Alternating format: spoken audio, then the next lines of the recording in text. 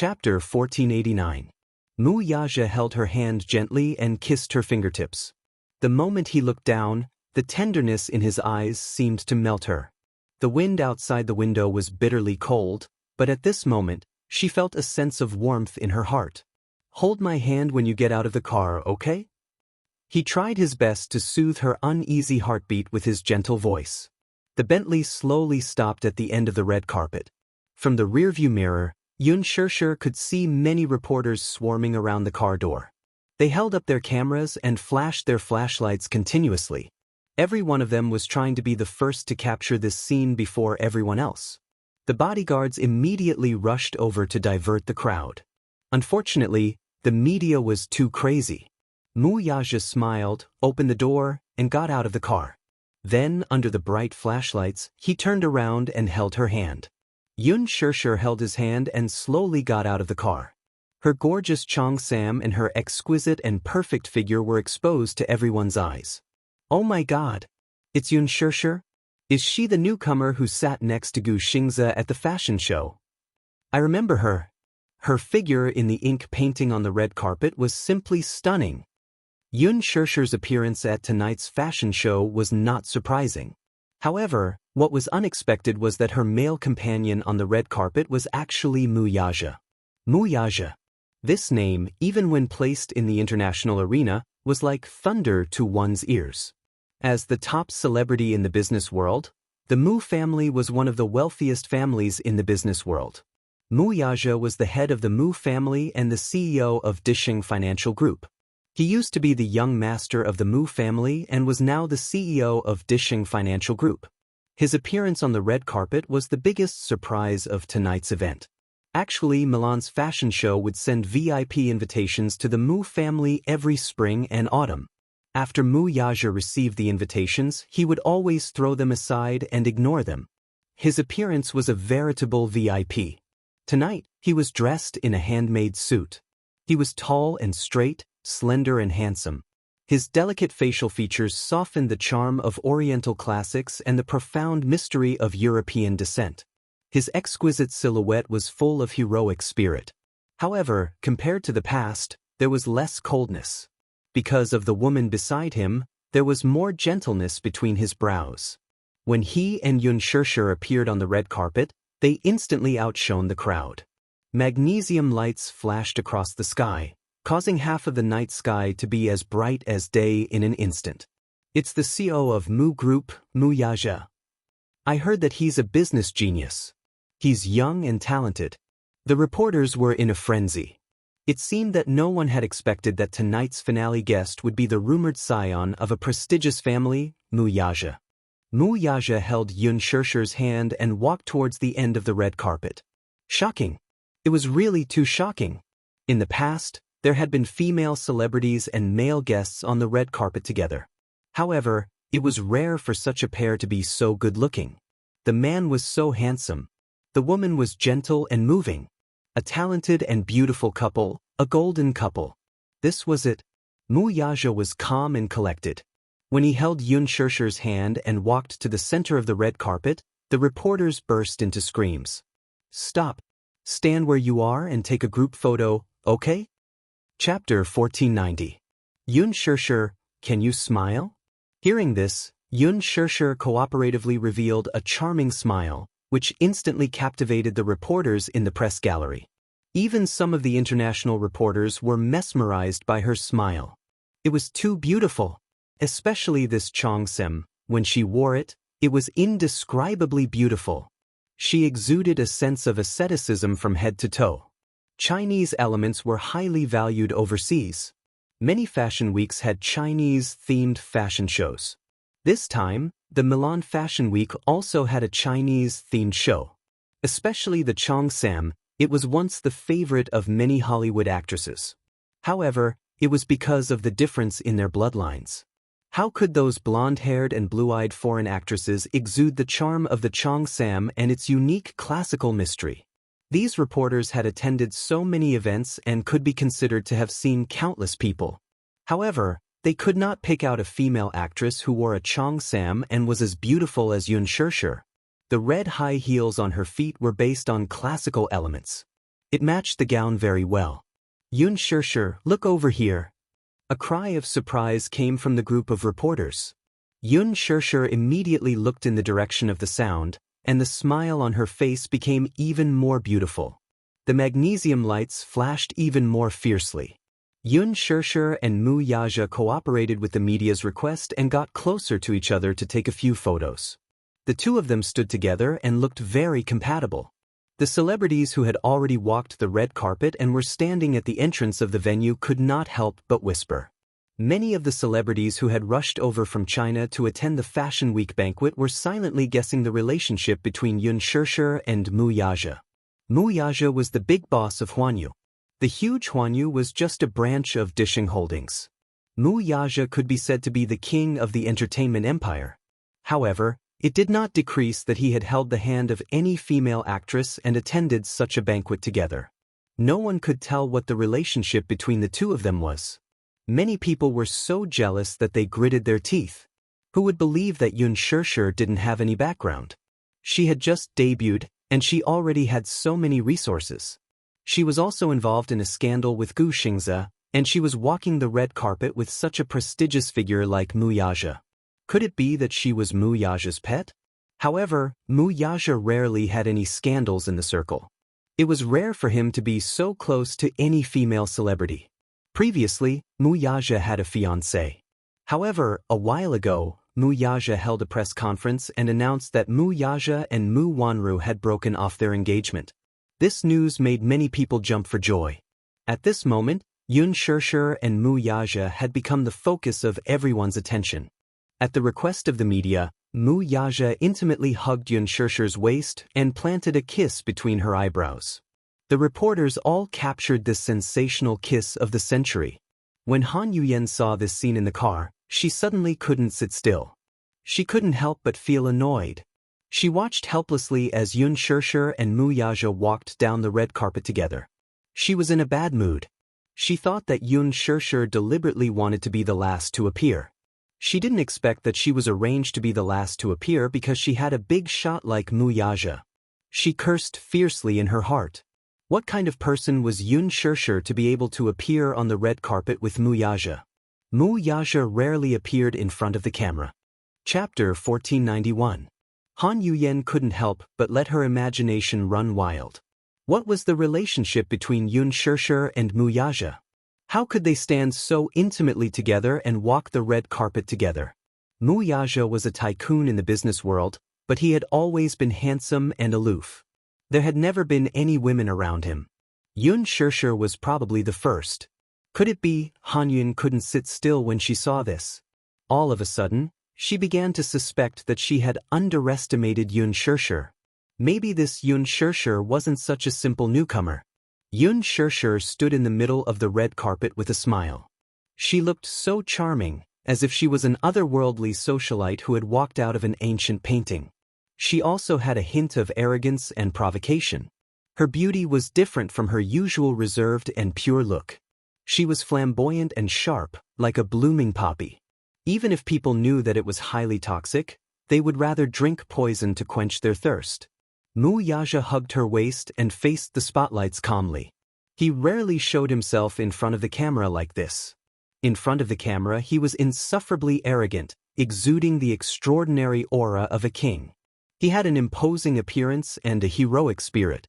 The intimidating elegance between his eyebrows made countless female celebrities fall head over heels for him and fall head over heels for him. Any one of his photos didn't even need post-processing. His handsome and exquisite looks completely crushed all the little fresh meats in the entertainment industry and even the international male models in the fashion industry. He was too handsome. Very few people had the honor of seeing him in person. Many people were deeply shocked by his aura, so much so that for a moment, the cameraman's movements slowed down a little. Many female celebrities were so jealous that they didn't know where Xianxia got the good fortune to be able to walk the red carpet with Mu Yaja. Those female celebrities who were racking their brains for tomorrow's headlines were a little frustrated at this moment. With Xianxia like this, she would definitely dominate the headlines tomorrow. There was no hope for them. The domestic and foreign media took photos crazily to capture this historic scene. Sure, Can you stay close to Chairman Mu? One more, thank you. Chairman Mu, hold her tighter. Mu Yaja did not give the reporters any extra chances. As soon as the time was up, he hugged Xianxia and walked towards the autograph board, causing the media to scramble to follow them. Mu Yaja approached the signature board and took the pen that was handed to him. He then signed his name on the blank space on the board in a flamboyant and elegant manner. The tip of his brush was handsome and powerful. His words were just like him, arrogant and flamboyant. Every stroke was full of tension. In the past, such a signature would only appear on trade contracts that were worth hundreds of millions of dollars. This was the first time it appeared in an event that had nothing to do with business. After Mu Yaja signed his name, he handed the pen to Xianxia. Xianxia took the pen and smiled gently. She raised her wrist and signed her name beside his. The tip of the pen was graceful and her handwriting was very beautiful. It was not inferior to his. After signing his name, Mu Yaja and Xianxia walked to the interview area. Qin Zhou had told them not to ask any irrelevant questions. Once they did, they would be asked to leave the banquet. The media was very respectful of the Mu group. Therefore, they did not dare to be rash. Hence, most of the questions revolved around Xianxia's speech for attending the fashion show. Chapter 1492. Do I need a reason to walk on the red carpet with anyone? Mu Yaja asked him back. The reporter was speechless. Such an arrogant response had a strong personal style. Mu Yaja had always been casual and arrogant. Hence, the reporter asked Xianxia another question. Xianxia, are you nervous about walking on the red carpet with Chairman Mu this time? Xianxia smiled and said, How could I? Before she could finish her sentence, the reporter quickly asked, Why are you in such a good mood? Xianxia chuckled and added, How could I not be nervous? The reporter was silent. Friendly laughter came from the media. Xianxia said wittily, I'm too nervous, so I'm sweating when I talk. Xianxia was already good at dealing with the media. She already knew how to use words to cleverly avoid difficult topics. Her clever on-the-spot response made the media laugh in disappointment. Ha, Xianxia is so cute. Hence, they did not make things difficult for her. They asked a few friendly questions and ended the interview. Mu Yaja and Xianxia walked into the venue. Qin Zhou watched their backs disappear at the end of the red carpet and sighed. He also walked into the venue. Seeing that it was about time, Han Yuyan thought to herself, Now, I can finally make my appearance, right? Hence, she opened the car door and adjusted her elegant and arrogant posture. She lifted the hem of her dress and walked out of the car. At first, she thought that Xianxia deliberately wanted to be the last. Only then did she realize that it was because she was on Mu Yaja's list. She used Mu Yaja's name to delay her appearance. However, this was good. At least she was the real last. Thinking of this, Han Yuyan's face showed a proud smile. She lifted the hem of her dress and walked gracefully to the red carpet. However, when she walked to the red carpet, she saw that the people in the venue were busy closing the red carpet. The corner of Han Yuyan's mouth twitched, but she still maintained her elegant smile. She signaled her assistant with her eyes. The assistant immediately ran forward and said in fluent English, Wait, there's still an artist who hasn't left. What? Our artist, Han Yuyan, hasn't walked the red carpet yet. Let's wrap it up later. It's time. That person snorted rudely and ignored her, continuing with the movement of his hands. Han Yuyan could no longer maintain the elegant smile on her face, and her face turned pale. She quickly stepped forward and said condescendingly, What time is it now? You're already rolling the red carpet? That's too much, I haven't left yet. The assistant translated her words for her. The man looked at her from head to toe and said expressionlessly, We're just following orders. The last couple has already walked the red carpet. Moreover, it's time. The banquet is about to begin. Call the person in charge here.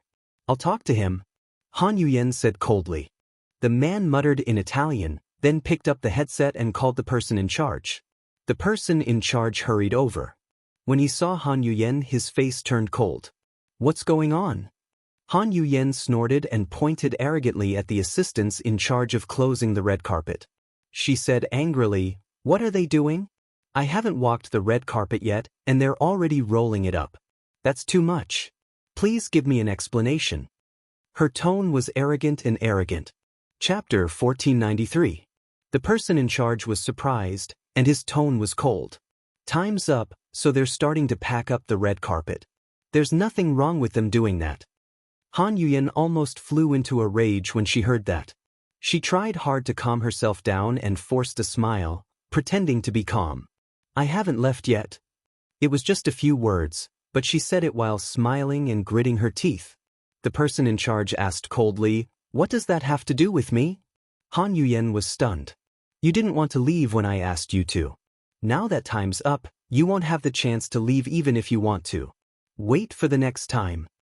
The person in charge said those words casually, but what he meant was that Han Yuyan should pack up and leave, and walk the red carpet again next time. Han Yuyan's face was completely flushed. She was extremely embarrassed. She suddenly lost her composure and said unreasonably, "No way. You can't do that. Roll out the red carpet for me again. Let me finish walking the red carpet. There's a limit to acting like a big shot. Who do you think you are? You're just an artist. Do you want everyone to wait for you?" The person in charge rolled his eyes at her. "Sorry, the banquet has started. I asked you to walk the red carpet, but you didn't want to. Who do you think you are? How dare you dream of being the finale after Mr. Mu?" Ha! He sneered, turned around, and continued to order people to pack up the red carpet. Han Yuyan held onto her fur coat. Her eyes were red as she glared at them. She bit her red lips. She felt wronged, but there was nothing she could do. She could only watch as they packed up the red carpet and removed it. The reporters rushed into the venue and immediately erected a barrier. Now, she couldn't even enter the venue. Han Yuyan thought about the fashion banquet she had been looking forward to for so long. Now, she was blocked outside the door, standing alone in the cold wind. Tears rolled down her cheeks. She was full of grievances. She thought about how Xianxia walked the red carpet in glory, but she didn't even have the right to walk the red carpet. Just thinking about it made her heart ache. Her eyes turned red. No matter how hard she tried to hold it in, she couldn't stop her tears from flowing. Her assistant scolded her from the side. "What kind of attitude is that? Seriously, our Yuyan hasn't even walked the red carpet yet and she's already taken it away. She doesn't know how to respect others at all. It would have been better if she hadn't said anything." The moment she did, Han Yuyan felt even more aggrieved and had nowhere to vent. Her tears flowed even more violently. She couldn't help but say, "Shut up." After saying that, she went back to the car angrily.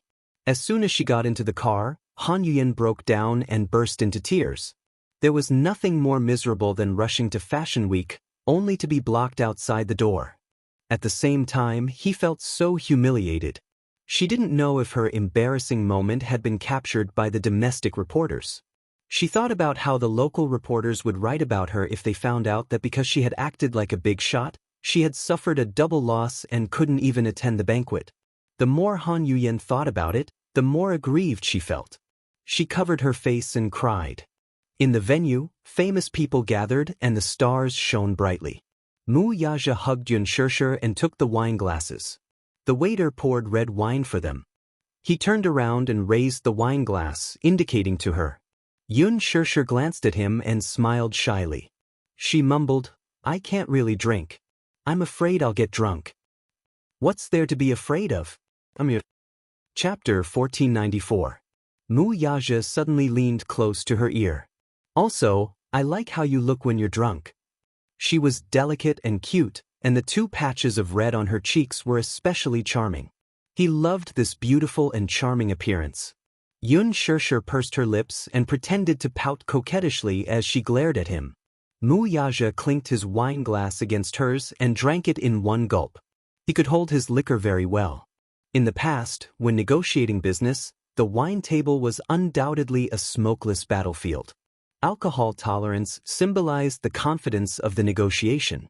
Often, the success of the transaction could not be separated from the boost of alcohol tolerance.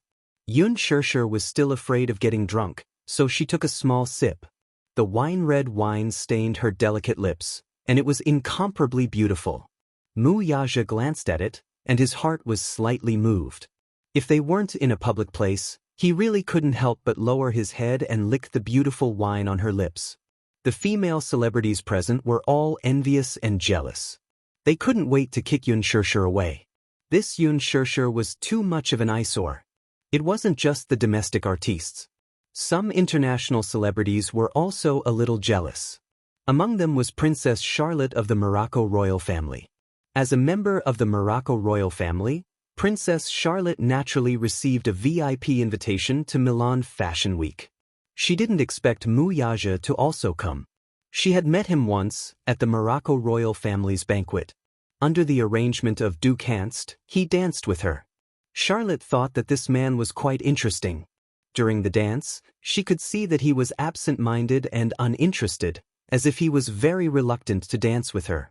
He made a few wrong steps and stepped on her a few times. Charlotte was displeased, but at the same time, he left a deep impression on her. There were very few men who didn't like her.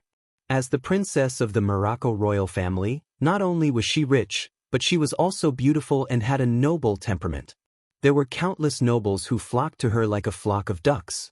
Not to mention those commoners. This was the first time she had seen a man with a cold face in front of her.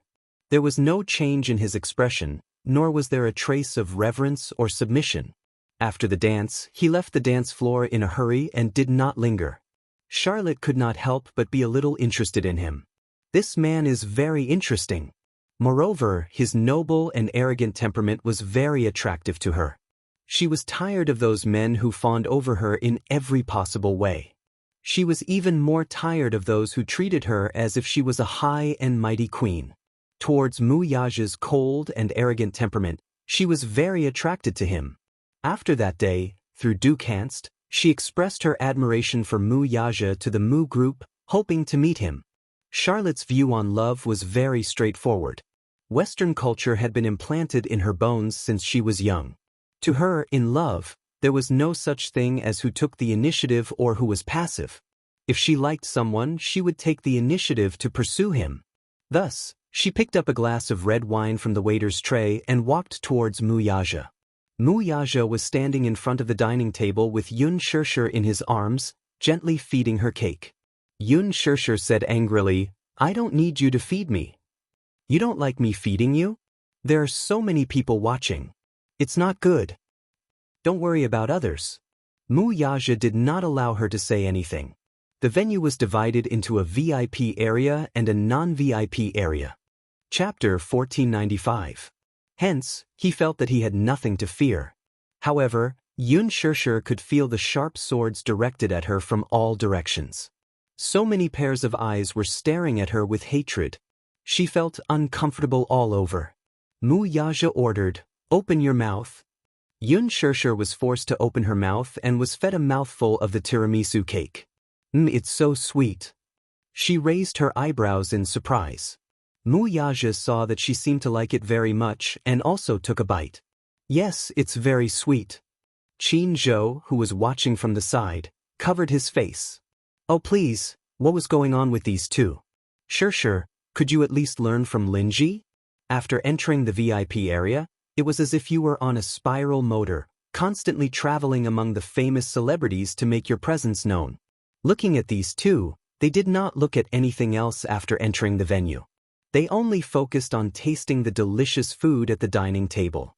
When Xianxia saw Xianxia holding the cake and savoring it, he was especially angry that she did not fight for it. He expected better from her.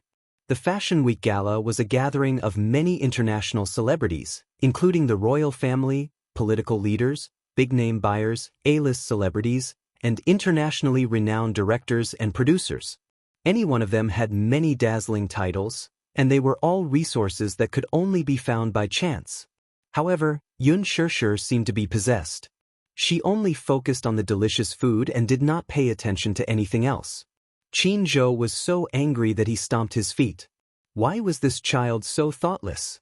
But on second thought, forget it. Let her be. Although this child was a little silly, fortune favors fools. Although she did not know how to fight for resources, the person standing next to her was the best resource. Wuxia. If he said that he wanted to help Xianxia rise to the top, Yun Shirshir would definitely be smashed by all kinds of big-name resources that would fall from the sky. Qin Zhou snorted and decided to ignore her. Hence, he went all over the venue to look for Gu Xingzi. He did not seem to have seen Gu Xingzi since he walked on the red carpet. Could it be that he was too depressed and didn't come? 2 hours ago, Gu Xingzi arrived at the Louis Vuitton studio with a bouquet of lilies in his hands. According to the agreement, Yun Shirshir was supposed to be his female companion on the red carpet, so he arrived as promised. Before that, he had specially bought a bouquet of flowers, intending to give her a surprise. He remembered that Shirshir liked flowers in his heart. However, when they arrived at the studio, Qin Zhou was about to leave, but Yun Shirshir was nowhere to be seen. He smelled it, but Qin Zhou stammered, saying that Yun Shirshir had already left. Gu Xingzi felt a little strange. He asked, "Didn't we agree to walk the red carpet together tonight?" Qin Zhou, however, hinted that Shirshir had been taken away by Mu Yaja. Tonight, she would be walking the red carpet with Mu Yaja. The moment he finished speaking, Gu Xingzi's face darkened and his eyes turned gray. He looked very disappointed.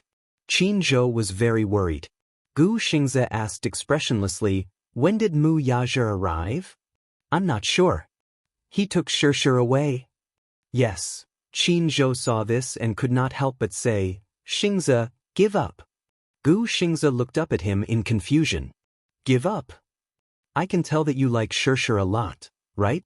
Qin Zhou probed carefully, afraid that he would hurt him. Chapter 1496. Do you need to hide it in front of me? You clearly like her a lot, don't you? Qin Zhou's tone became a little harsh. Gu Xingzi, however, was distraught. "I've already said it. I didn't." "If you didn't, would you have accepted the job for the love diary?" Qin Zhou suddenly questioned him sternly. Gu Xingzi was stunned. "You accepted this job because you subconsciously wanted to use this reality show, even if it's fake or fictional, to be by Shirshir's side as her boyfriend, right?" Qin Zhou was aggressive, but Gu Xingzi remained silent and did not say a word. "You don't have to lie to yourself anymore, okay? You're in love with Shirshir, so why don't you dare to admit it? But as a friend of many years, I can only advise you to give up. It's impossible between you and her. I can tell that Mu Yaja cares a lot about her, and he values her a lot. You have no chance at all." Gu Xingzi still did not say a word. Qin Zhou was also furious. In fact, he had long seen through Xingzi's subconscious feelings for Yun Shirshir. If it was in the past, Xianxia would never have accepted a reality show like The Love Diary, let alone let any female celebrity consume his popularity. Although it was his idea to use Gu Xingzi's fame to create hype, it was his idea. But Xianxia was used to having his own principles. Qin Zhou watched that episode. Gu Xingzi looked at Yun Shirshir with doting eyes. Even through the screen, Qin Zhou could deeply feel Gu Xingzi's deep feelings for Yun Shirshir. Even if it was just a show, it would be good. Even if it was just a show, it would be good. To be able to date, hug, and hold hands with the person he loved as a couple, these wishes that could not be fulfilled in reality could be fulfilled in the show. This was probably the main reason why Xianxia accepted this show. "Think about what I've said." After saying this, Qin Zhou left him behind and left. However, until now, he still hadn't seen him. Could it be that this fellow didn't come? Qin Zhou was slightly annoyed. He seemed to have been too harsh with his words earlier. He was worried that he might have hurt him. However, if he didn't say that, he might not be able to clearly understand how ridiculous he was. Shirshir clearly did not belong to him. This relationship couldn't be forced, so why did he have to be so stubborn? Thinking of this, Qin Zhou left the venue and headed to the hotel where Gu Xingzi was staying. Yun Shirshir stood in front of the dining table and felt that the food on the table was so sumptuous and tempting that it was too much for her eyes to take in. This one was delicious, and that one looked delicious as well. Yun Shirshir was drooling. She had not eaten dinner. Now was the time of famine. Greedy little cat. Mu Yaja looked at her greedy appearance and could not help but be cold. Seeing the cream on the corner of her mouth, he couldn't help but reach out to wipe it away. "Miss Yun, please pay attention to your table manners." He teased her on purpose. Yun Shirshir snorted. "What's there to be afraid of? As soon as she finished speaking, she suddenly caught a glimpse of a graceful figure walking in her direction from the corner of her eye. An elegant woman in a gorgeous gown was holding a wine glass in one hand and looking behind her. Her exquisitely made-up face seemed to be full of ambition. Xianxia was stunned and focused on her. However, she saw that she had already walked in front of her and stopped in her tracks. Xianxia frowned in surprise and confusion. Chapter 1497. Lowly Commoner, Move Aside. Her arrogant behavior had undoubtedly infuriated Xianxia. She asked in return, "Who are you? Do I know you? Who is this woman? Why is she so arrogant?" They walked in front of her for no reason, and one by one, they arrogantly asked her to make way for them. Wuxia heard the commotion and turned around. He caught a glimpse of a gorgeous figure from the corner of his eye. He was slightly stunned and instantly frowned. "What are you doing?" She walked to Xianxia's side and protected her in her arms. She glared at Charlot with a dignified expression. When Charlot saw Wuxia, the arrogant expression on her face instantly faded and was replaced by a light and charming smile. She went to his side and held his arm as if there was no one else around. She looked very intimate. "Arthur, I've finally caught you this time, haven't I? It's me, Charlot. We even danced together some time ago. Do you remember me?" Charlot said in fluent French. She smiled and rested her head on his shoulder intimately. Xianxia was stunned. She was petrified and looked at the scene in front of her in disbelief. She looked up and glanced at Wuxia's gloomy face again. She finally understood what was going on. Her heart settled down. It turned out that another rotten peach blossom had appeared. She simply ignored it and left it to Wuxia to solve it himself. She turned around and continued to choose her favorite desserts. Wuxia could not help but feel frustrated. He wanted to push her away, but Charlot held onto him tightly and did not give him a chance to do so. It also seemed that she was doing this intentionally for Xianxia to see. She wanted her to see how intimate she was with this man. However, when Charlot looked at Xianxia smugly, she saw that she was holding the plate calmly and did not look over. She was calmly tasting the desserts. Charlot's face instantly darkened. This woman did not seem to care about her at all. Wuxia looked at her with a headache. This woman was the mess Mu Linfeng had thrown to him. Princess Charlotte was a member of Morocco's royal family. Princess Charlotte was the beloved daughter of Princess Caitlin of Morocco. Not only was she beautiful, but she was also very wealthy. As one of the future heirs of the royal family, there were countless admirers who flocked to him. The Mu family had many dealings with the Morocco royal family, so Mu Linfeng had high hopes for Wuxia and hoped that he could marry Princess Charlotte. Naturally, Wuxia was well aware of his uncle's thoughts. That was the reason why he had asked him to leave the country. Wuxia was filled with jealousy and dissatisfaction when he arranged for the princess to be with him. If the Mu group could form a marriage alliance with the Morocco royal family, the benefits would be unimaginable. It would be a great help to the Mu group. However, Wuxia was especially disdainful of this. What he hated the most was using marriage as a bargaining chip between business and politics. Moreover, since he already had a woman in his heart, he would not spare another glance at other women. Charlot could not help but feel disappointed when she saw his cold expression. She raised her goblet and gestured to him. "Arthur, let's have a drink, shall we?" "Not interested."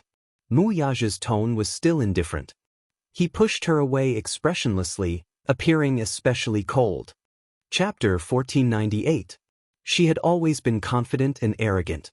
She had countless fans and the number of people who adored her was as many as the carps in the river. But she was unable to attract this man's gaze. This was a huge blow to her. She didn't believe it. She didn't believe that she couldn't conquer this man. Charlotte appeared in front of her in a flash and pouted coquettishly, "Hey, what do you mean he's not interested? Make yourself clear." She questioned angrily. Xianxia took a sip of the red wine and glanced at Charlotte, reminding her kindly, "What he means is that he's not interested in having a drink with you." When Wuxia heard this, he was stunned and looked at her in shock. He thought that this woman would be like her usual self, hiding at one side like a coward and ignoring them. Or maybe she would start to let her imagination run wild and be overly suspicious. He didn't expect that she would be so daring to stand out and go against Charlotte. He couldn't help but be surprised at this. Charlotte's attention was attracted by her words. Xianxia spoke in French with perfect pronunciation. Although she wasn't fluent, it was very standard and every word was enunciated accurately.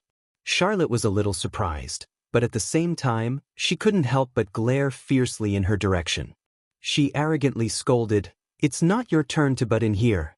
You lowly commoner, shut up." "Hey, you're wrongly accusing me." Xianxia blinked her eyes innocently and guided her patiently. "I'm kindly reminding you, but you're actually scolding me as a lowly commoner." Charlotte didn't understand. "Kindly reminding me? Because you don't understand human language, right? I'm kindly translating for you." Xianxia smiled elegantly but suddenly spat out a sentence that was disgusting to death. Charlotte immediately understood the mockery in her words and was instantly angered to the point of suffering internal injuries.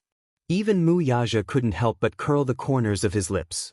This woman was too cute. She was usually docile and quiet, obedient and sweet. But once she revealed her edge, she was like a cat with sharp claws and teeth. She could actually smile and say such vicious words.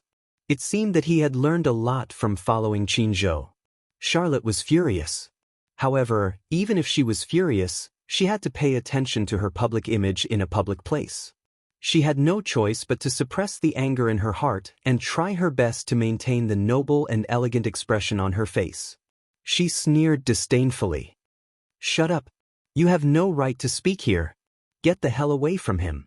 You don't deserve to stand beside him. You're such an eyesore." Xianxia, on the other hand, was neither shocked nor angry. With a light smile on her face, she said, "Your Highness, you seem to be mistaken about something. Would you please examine the situation you are in? This is Milan, Italy, not Monaco, okay? Now that we're in Italy, can you please put away that disgusting princess act?" Charlotte was rendered speechless. She could only stare at her with her thick eyeshadow, wishing she could kill her with her gaze. Xianxia glanced at her and smiled, "Don't stare at me with your dead fish eyes. Damn lowly commoner." Charlotte was at a loss for words. She was so angry that she clenched her fists. Her meticulously done nails were almost embedded in her palms. She glared at her fiercely. "Okay, I won't play with you anymore." Chapter 1499. Charlotte was left standing at the same spot, glaring angrily at him. When they reached a corner, Wuxia could not help but tease her. "Little thing, I didn't expect you to have such a fierce mouth." As he spoke, he reached out and lightly scratched the bridge of her nose. "Who asked her to have such an arrogant attitude? Does she really think that I'm a pushover?" Xianxia curled her lips coquettishly, and there was a hint of playfulness in her eyes. Wuxia could not help but feel a little curious. How did you know her identity? He had never mentioned Charlotte's identity in front of her. Xianxia looked up and glanced at him. Then she said, "Firstly, from the way she spoke, she was so arrogant. Her every movement had a strong aristocratic accent. It seems like she's either rich or noble." As for the second one, from the way she spoke French with a unique accent, so I guessed her identity. The official language of the Morocco royal family was French. Looking at her haughty princess-like appearance, she vaguely guessed her identity. Carefully looking at her face, she remembered that she had seen her on TV before. When the Morocco royal family crowned Princess Charlotte, there were related reports in the country. She happened to see it. Wuxia smiled. "So you're not stupid?" "Hey, I'm very smart, okay?"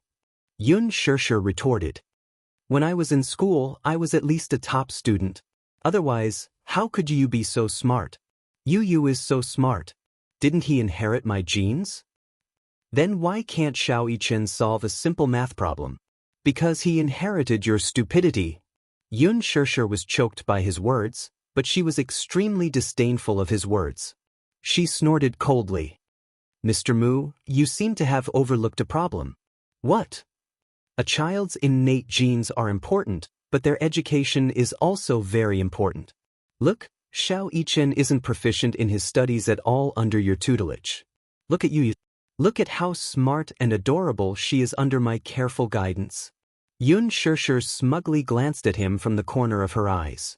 Obviously, he was determined to go against him. You're full of crooked arguments, commented Mu Yaja bluntly. What nonsense. This is clearly the truth, okay? Yun Shishir rebuked him. I'm not going to argue with you. Mu Yaja curled his lips and smiled. He leaned down and whispered in her ear, Were you jealous just now? As soon as he finished speaking, Yun Shishir's face suddenly turned red. When Mu Yaja saw this, the smile in his eyes deepened. She seemed to be a woman who got shy easily. He especially liked how she looked when she was shy. Her face would always turn red, and she would lower her head and frown slightly. Her coquettish face would look as if she wanted to say something. She would stare at him shyly and aggrievedly. She stared at a certain part of his heart. She stared at him until his body was slightly hot. He knew that his body was hot not because of the alcohol, but because deep within his body, he was reacting to her. Mu Yaja hugged her and suddenly confined her to the wall in a secluded corner. He placed his arms on her shoulders and looked down at her. Answer me. Were you jealous just now? When she was arguing with Charlotte, her tone was tough. There was a different sharpness about her that was on the verge of bursting out. Chapter 1500. Intentionally or unintentionally, she avoided this topic. She turned her face to one side, obviously avoiding his probing gaze. Even she didn't know why she had been so impulsive to argue with Charlotte just now. In fact, she couldn't afford to offend a noble like Charlotte. Alas, she could not bear to watch her entanglement with Mu Yaja in every possible way. She was disgusted. So, there was that scene just now. Mu Yaja saw the fear in her eyes. He lowered his head a little unhappily and pecked the corner of her lips with a gentle bite, as if he was coercing her. Say it. His tone was domineering and irresistible. He was eager to hear the answer from her mouth. Between them, she had always maintained an ambiguous attitude and rarely expressed her feelings for him directly. Just now, she was the most domineering she had ever been. But it was for him. This knowledge made him feel complacent. This woman, who had always seemed to be weak and boneless, actually stretched out her sharp claws for him one day. This made him a little wild with joy. Yun Shishir pushed him. Hey, you don't be like this. We're still at the venue. Answer my question. Mu Yaja was extremely willful and domineering. He didn't allow her to escape. Yun Shishir lowered her face. At this ambiguous moment, the phone rang at the wrong time. The ringtone came from Mu Yaja. He seemed to be indifferent to the irritating ringtone. Instead, he was a little annoyed by this untimely disturbance. Yun Shishir said, Your phone is ringing. Don't worry about it. Hey, at least care about it. What if it's something important? Yun Shishir said seriously. Because of her, Mu Yaja picked up the phone with an unhappy expression. He glanced at the screen and saw that the call was from Mu Yichen. His expression softened a little and he picked up the phone. Daddy! This call, the little guy's voice was especially excited and loud. Daddy! I saw Mommy on TV. These words that came out of nowhere caused Mu Yaja to frown involuntarily. Television? Mila Fashion Week report. Mu Yichen, you idiot, it's Milan Fashion Week, not Mila. Not far away, Yu Yu's stern voice was heard correcting her. Alright. It was Milan Fashion Week. Mommy is wearing such a beautiful dress. She's so beautiful, just like a fairy. Xiao Yichen finished speaking excitedly. In an instant, his voice sounded strangely aggrieved. What a pity. I didn't see it with my own eyes. I can only watch Mommy on the TV. Mu Yaja, Yun Shishir could vaguely hear Xiao Yichen's voice, but she couldn't make out what Xiao Yichen was saying. She stared wide-eyed at Mu Yaja's expression. Mu Yaja said, Little idiot, haven't you gone to bed yet? Daddy, you're the idiot. It's already noon here. Xiao Yichen snorted. Mu Yaja broke out in cold sweat. He had forgotten that there was a time difference between capital city and Milan. It was 9 o'clock in the evening in Milan, and 2 o'clock in the afternoon in capital city. Daddy, I miss Mommy so much. When is Mommy coming back? Mu Yichen's weak voice came from the other end. It sounded inexplicably sad, as if he was about to cry. Chapter 1501. Alive, Mu Yaja couldn't help but feel disappointed by the little boy's choice of words. How could he describe it like that? The two little boys had indeed missed their mother dearly these few days. Xianxia could still hear Mu Yichen's heartbroken complaints through the phone. I miss Mommy so much, she heard these words clearly. Hearing Mu Yichen's longing, Xianxia's eyes reddened. Xianxia had a few days of intense work. Once she was done with the recording of The Love Diary, she was dragged to the recording studio by her manager for a voiceover session. Just as she was done with the voiceover session, before she could even step into the house, she was dragged onto a private plane to Milan by her manager. She counted the days and realized that she hadn't seen the two little lads for about half a month. Xianxia missed them dearly. She snatched the phone from Mu Yaja's hand. Xiao Yichen. The moment she spoke, there was a moment of dead silence on the other end. Then, Xiao Yichen's ecstatic voice came through. Mommy! Mommy! His voice was extremely loud and clear. The child's tender voice was filled with 4 years of experience. Xianxia's eyes reddened. Xiao Yichen, I'm so sorry. I haven't been able to tell you and you bedtime stories for the past few days. Mommy misses you so much? Xiao Yichen asked softly. Mommy, when are you coming back? His helpless question hit the softest spot in Xianxia's heart. Her heart tightened and she blurted out instinctively, I'll be back tomorrow. Just as she finished speaking, she suddenly remembered that there were a few shows tomorrow. Qin Zhou had repeatedly emphasized that these shows were very important and couldn't be missed. However, she was worried about the two little boys at home. She missed them dearly. She had no choice. The two little lads were much more important than work. Once he heard that Xianxia would be back tomorrow, Xiao Yichen was overjoyed. He held the phone and jumped up and down excitedly. Awesome! Awesome! Mommy, what time will you be home tomorrow? I haven't booked the plane ticket yet, so I don't know. I see. In an instant, Xiao Yichen's tone turned gloomy. He was indescribably disappointed. Xianxia couldn't bear it and immediately said, I'll definitely rush back as soon as possible, okay? But Xiao Yichen's voice was filled with vitality when he heard her promise. When Mommy isn't here, you must take good care of your little brother. Xianxia stared at her seriously. Little Yichen hummed in acknowledgement before patting his chest in assurance. My dearest Mommy, don't worry. I took good care of you. Okay, be good. Stay at home and wait for Mommy to come back. Alright. Xiao Yichen promised again and again. After hanging up the phone, Xianxia's eyes were empty. She thought about how Qin Zhou would coldly reject her when she mentioned that she wanted to return home early. Just thinking about it gave her a headache. Is it too late to book the plane ticket now? There's no need to book the plane ticket. Xianxia looked at him in confusion. What do you mean? Mu Yaja said, I have a private jet. Xianxia was speechless. Mu Yaja said, we'll fly directly to the capital tomorrow.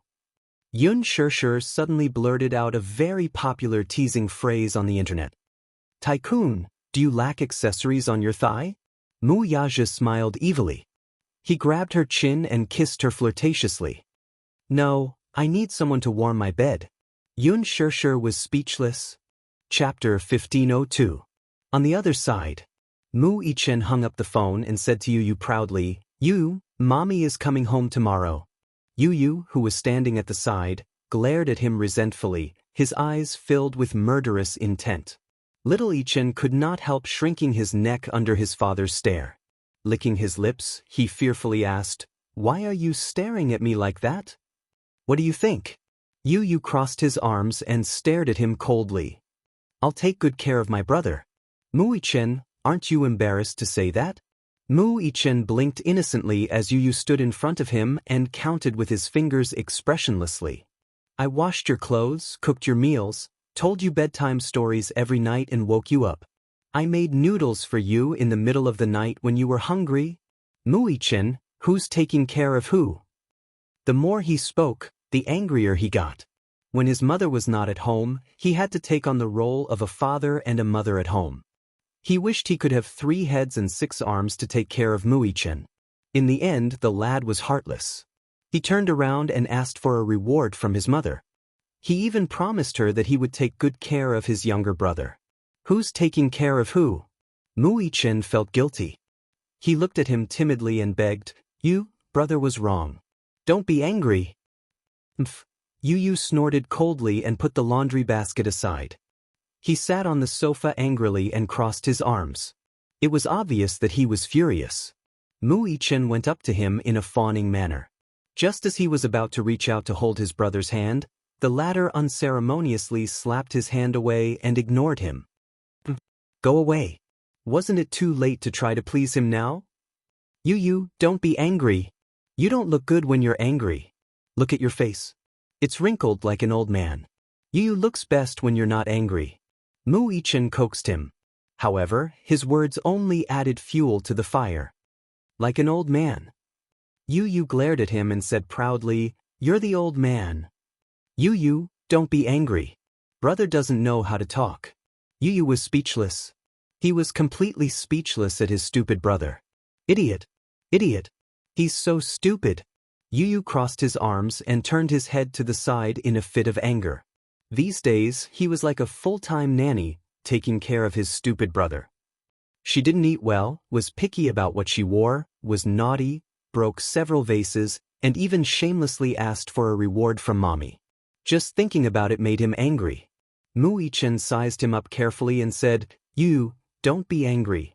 Yu glanced at him coldly from the corner of his eyes. At this moment, the little lad was sitting on the sofa with his legs elegantly crossed and his arms crossed. His arrogant demeanor made him look like an elegant queen who was unapproachable.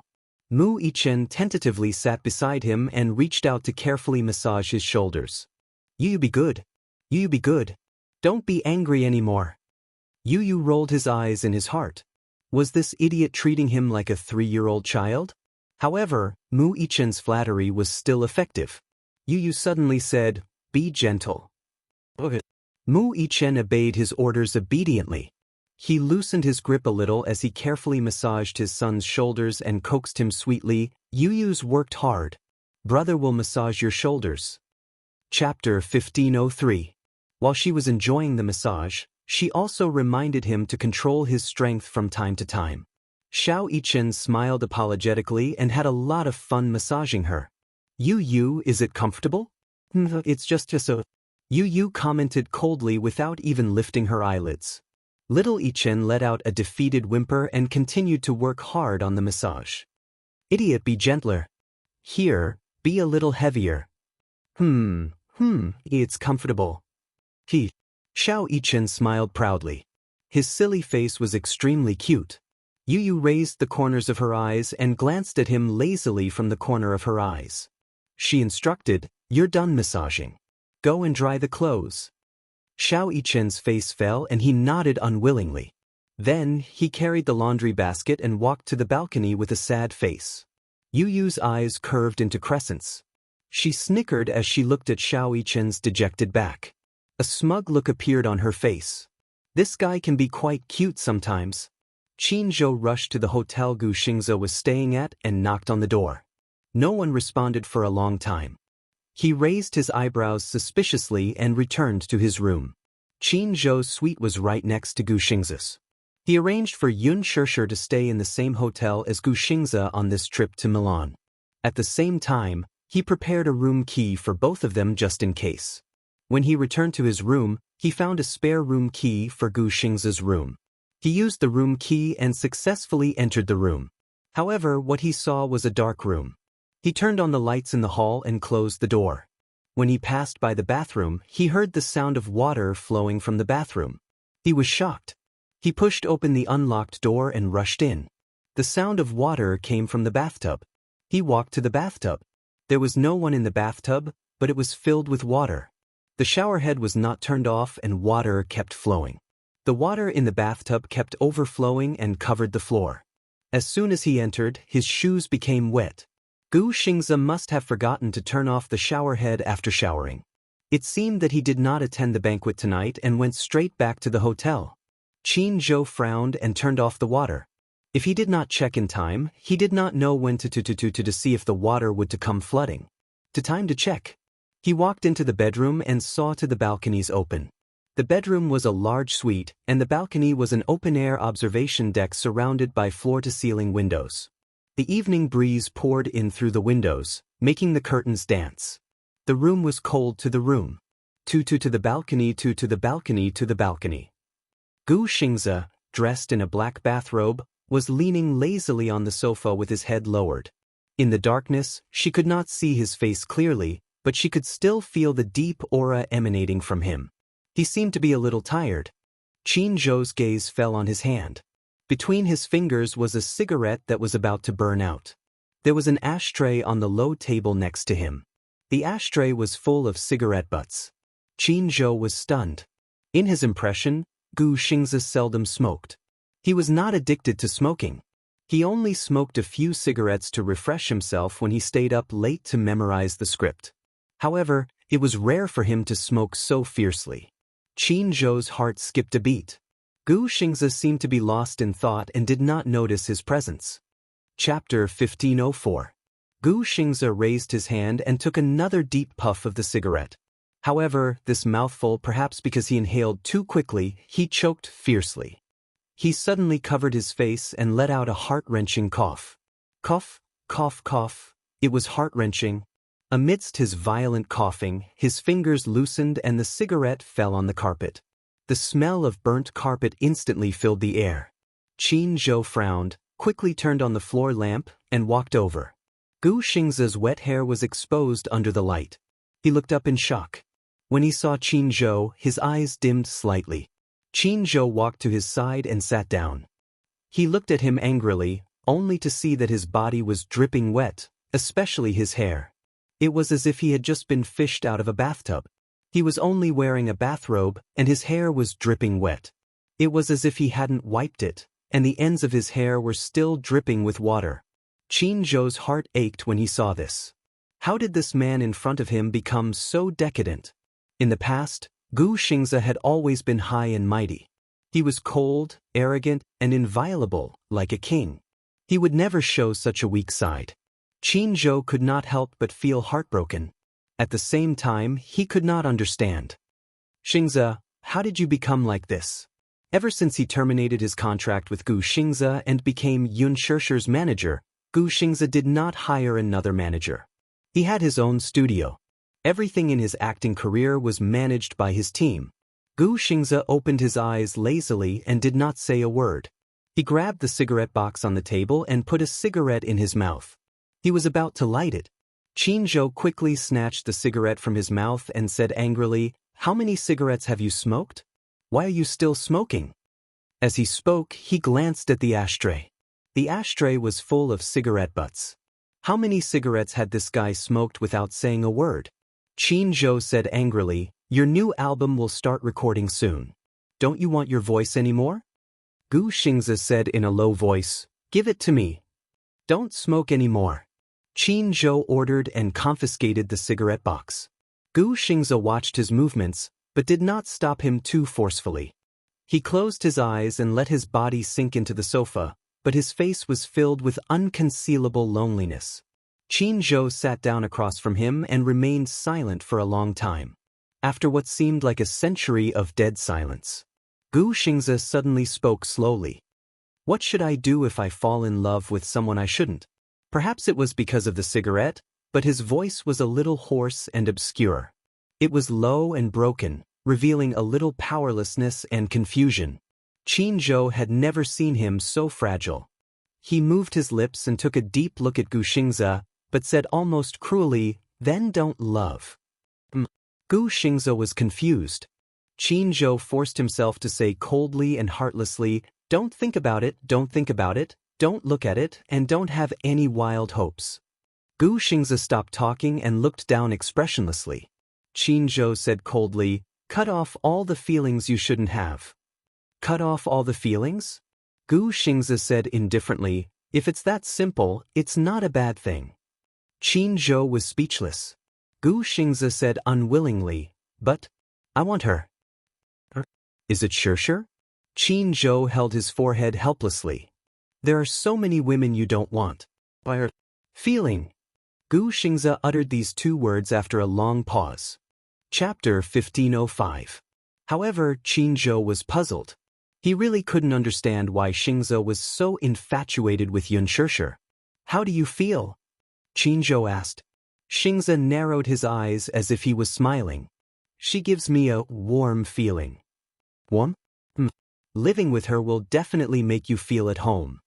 Gu Xingze paused and said, What I want, no one can give me except her. Don't let your imagination run wild. You'll meet someone more suitable. Qin Zhou stood up and held his shoulders. He advised in a low voice, Actually, Xingze, you deserve to meet someone more suitable. All this time, you've been too closed off and unwilling to come into contact with the outside world. You immersed yourself in work and numbed yourself. Actually, you can find someone more suitable for you. Gu Xingze frowned but didn't say anything in the end. Qin Zhou sighed. Not long after his debut, he started to manage Gu Xingze. Gu Xingze had been in the industry for 10 years. He had been in the industry for 11 years. In these 10 years, he couldn't tell if it was him who made Gu Xingze or Gu Xingze who made him. After taking care of him for 10 years, Qin Zhou's heart ached for Xianxia. When he first met Xianxia, it was during a high-level meeting. Xianxia entered the entertainment industry because he was once spotted by a talent scout on the streets of America. He was invited to the company and was coaxed into signing a contract. Strictly speaking, Qin Zhou was his second manager. At that time, Qin Zhou was just 20 years old. He was promoted from an assistant to a manager and was considered a greenhorn. When he first met Gu Xingze, his first impression was that the young man had an arrogant temperament. He sat at the table with a few executives surrounding him. They were all smiling and looking at him as if he was a money tree. However, he didn't say a word. His expression was cold and there was no emotion in his eyes. At that time, the domestic entertainment industry wasn't at its peak.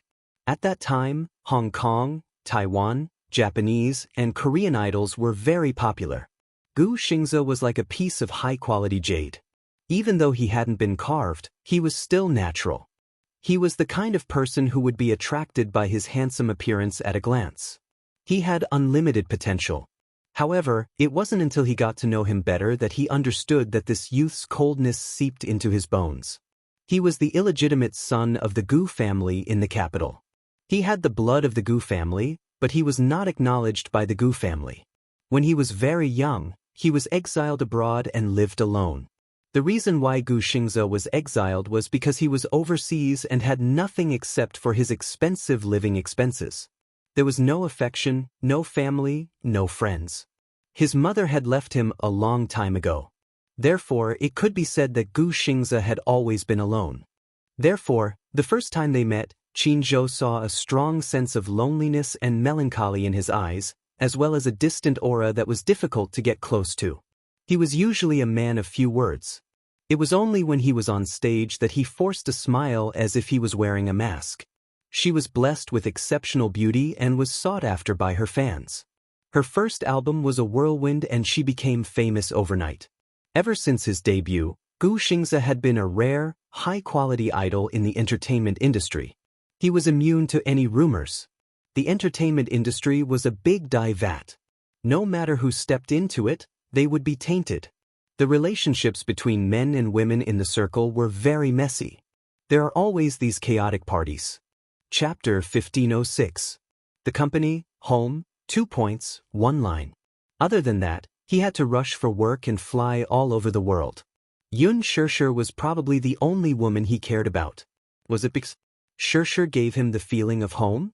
Qin Zhou immediately understood. Xianxia did have a warm charm. She did not speak much, but when she smiled, she seemed to be able to give people endless strength. When he was with her, he felt very at ease, very steady, and very calm. Indeed, there was the warmth of a family. But this woman was the only one he could not touch no matter what. Xingze, you should be rational. Qin Zhou said earnestly, I also like Xianxia a lot, but you have to remember that this is not a woman you should touch. Remember, this is not a woman you should touch. Gu Xingzi closed his eyes deeply. Qin Zhou said to him as if he was bewitching him, "Cut off these feelings that you should not have. Xingzi, listen to my advice. Mu Yazhe is not someone you can afford to offend." Even if Gu Xingzi suddenly raised his voice and interrupted him. His handsome eyes suddenly opened, revealing a sense of ambition and desire that he had never had before. Even if I become the head of the Gu family? Qin Zhou was stunned, not understanding the meaning behind his words. Is it because of Mu Yazhe's status as Firen? Or is it because the Mu family is so powerful that I, as an artist, cannot compete with them? Gu Xingzi's tone suddenly became a little agitated. He suddenly leaned forward and grabbed Qin Zhou's collar tightly. Then, if I replace my brother and become the head of the Gu family, will this status be enough to compete with him? Qin Zhou quickly covered his mouth. Don't say such dangerous things. He paused and suddenly lowered his voice. Don't forget that the Gu family has assigned people to watch over you 24/7. What if the room is bugged and Gu Jinglian hears what you said?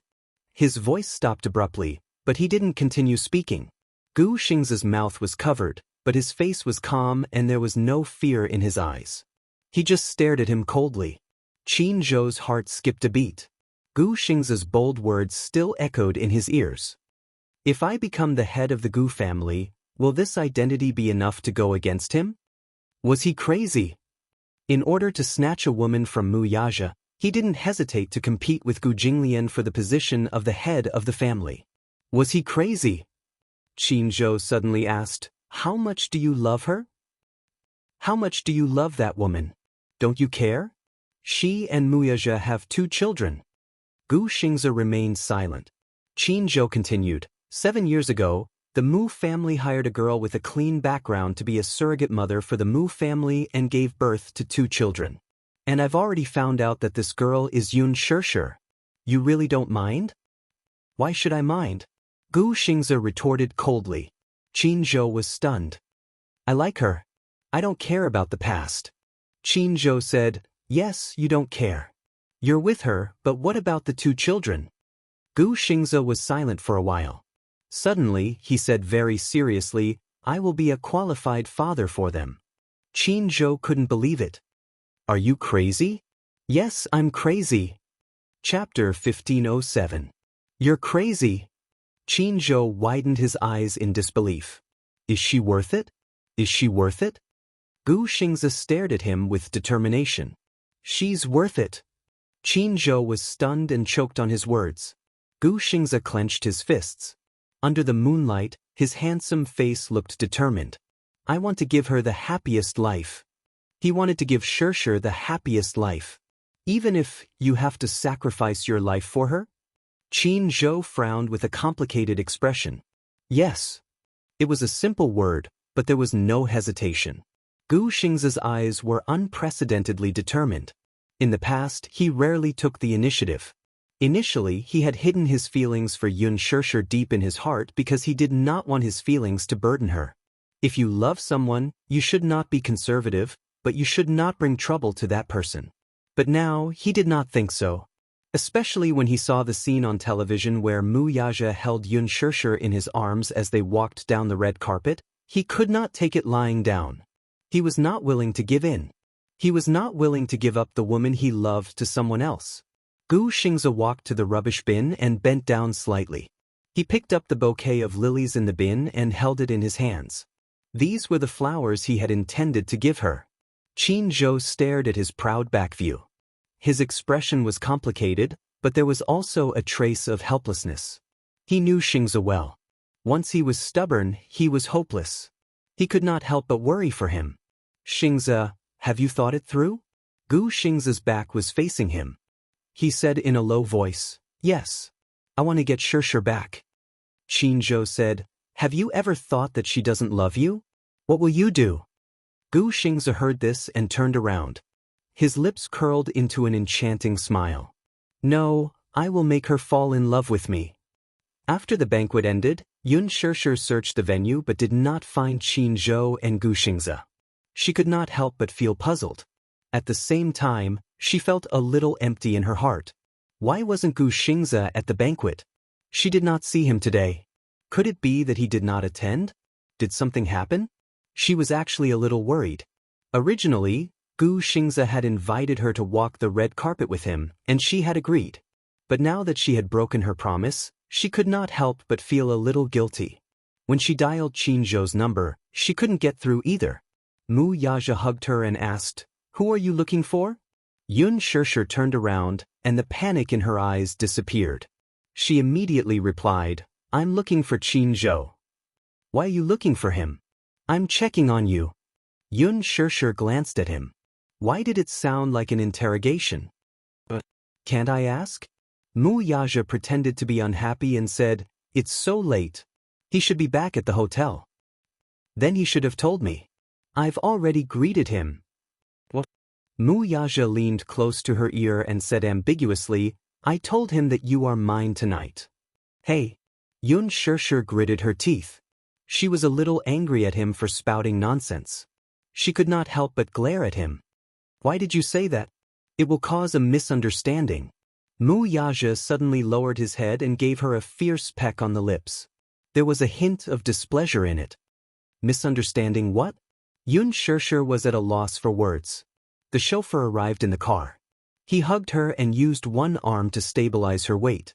He carried her into the car. As soon as they got into the car, he impatiently covered her lips again. Chapter 1508. Wuxia raised the partition, separating the driver's seat from the back seat. At the same time, he trapped her in his arms and kissed her passionately. In front of him, she was no match for him at all. She met his aggressive kiss with difficulty, but for a moment, she was so frightened by his ferocious strength that she did not know what to do. In just a short while, she was dizzy from his kiss and turned into a puddle of spring water in his arms. She was completely powerless to resist and was no match for his attack. As her consciousness drifted away, he hugged her and sat her in his arms. His long legs supported all of her weight as he hugged her back and continued this deep kiss. Xianxia was so pitiful that she was in a daze from his kiss. She closed her eyes and felt that the man in front of her would have turned into a flood and mercilessly devoured her in the next second if they were not still in the car. This kiss was not enough for him to taste her beauty. He went so far as to put his hand under her skirt. Xianxia was at a loss for words. "Ah!" Her face was as hot as blood. "Don't!" She lowered her voice and begged pitifully. Hearing her begging, Wuxia opened his handsome eyes and stopped her. "What?" "Hey! We're still in the car." The more Xianxia spoke, the redder her face became. "Don't be like this." "Don't what?" Wuxia mischievously tempted her to continue speaking. Xiaxia's face was so red that she could not speak. She wanted to say that they were still in the car. Could he be a little more cautious and not be like a hungry wolf? Wuxia lifted her chin and his gaze fell on her beautiful face with simple makeup. His fingertips gently rubbed those alluring lips. Originally, her lips were smeared with a layer of bright red lipstick. However, after a passionate kiss, the color of her lips had already faded and returned to their original pink color. However, it was such a natural cherry blossom pink color that it was extremely easy to arouse his desire to ruthlessly ravage her. "Kiss me." His words were not to be defied. Xianxia bit her lips hard, but she was too ashamed to obey his orders. Wuxia saw her hesitation, and his eyes burned with passion again. When Xianxia saw this, she was afraid that he would go berserk, so she ignored everything else and held his handsome face with her small hands, clumsily pressing her lips against his. She carefully licked and kissed him, the tip of her tongue delicately tracing the shape of his lips. Her inexperienced kissing skills made him unable to be satisfied. Kissing like this, there was no way to enjoy himself to the fullest. What a stupid woman. She didn't know how to kiss at all. He bit her lips unhappily, causing her to cry out in surprise. However, in the end he still managed to hold himself back. Wuxia fiercely restrained himself and allowed her to kiss him clumsily. Her small hands held his face and kissed him sincerely and seriously. He couldn't bear to interrupt her. Stupid woman. As he hugged her, he felt that every minute and every second that passed was an indescribable torture. Especially when her exquisite figure was intimately snuggled up to him, It was torture in disguise. Wuxia gritted his teeth as fine sweat seeped out of his temples. The car arrived at the entrance of the hotel. Chapter 1509. Wuxia hugged her waist and said, "Get off the car." At this moment, Xianxia's body was slightly limp. That lingering kiss earlier had almost suffocated her. Hence, when he hugged her waist, he quickly noticed that something was wrong with her body. Looking at her weak and boneless figure as she fell into his arms, Wuxia raised his eyebrows slightly and there was a teasing and playful look in his eyes. Why, can't walk anymore? No matter how one looked at it, the curve of his lips was playful and full of evil. Xianxia couldn't help but feel annoyed, and at the same time, she hated this man's evil smile as she stared at him in annoyance, feeling extremely embarrassed. She tugged at his sleeve and stammered, My legs are a little numb." Wuxia curled his lips slightly, but there was an ambiguous flame in his eyes which landed on her face. So much so that Xianxia felt even more embarrassed from his deep gaze. This man. Really? This man was too evil. She was so embarrassed, and wasn't the main culprit behind all of this because of him? Wuxia casually admired her embarrassment and didn't pull her or hug her.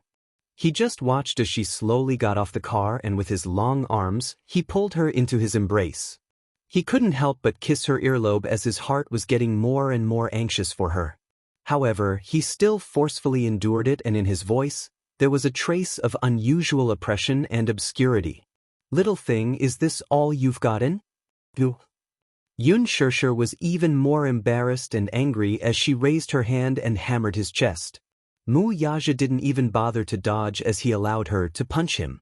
To him, this little fellow's fist strength was really insignificant, and it was just like scratching an itch.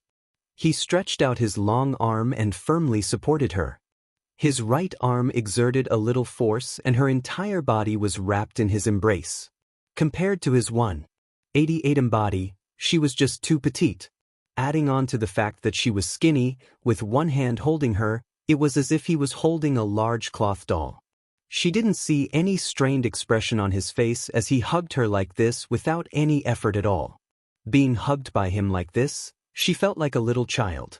Xianxia's face was full of charm, and when she raised her head to look at him, she could only see the side of his handsome face, which was incomparably handsome, and at the same time, it revealed a bone-deep arrogance. This man's strength had already reached a terrifying stage.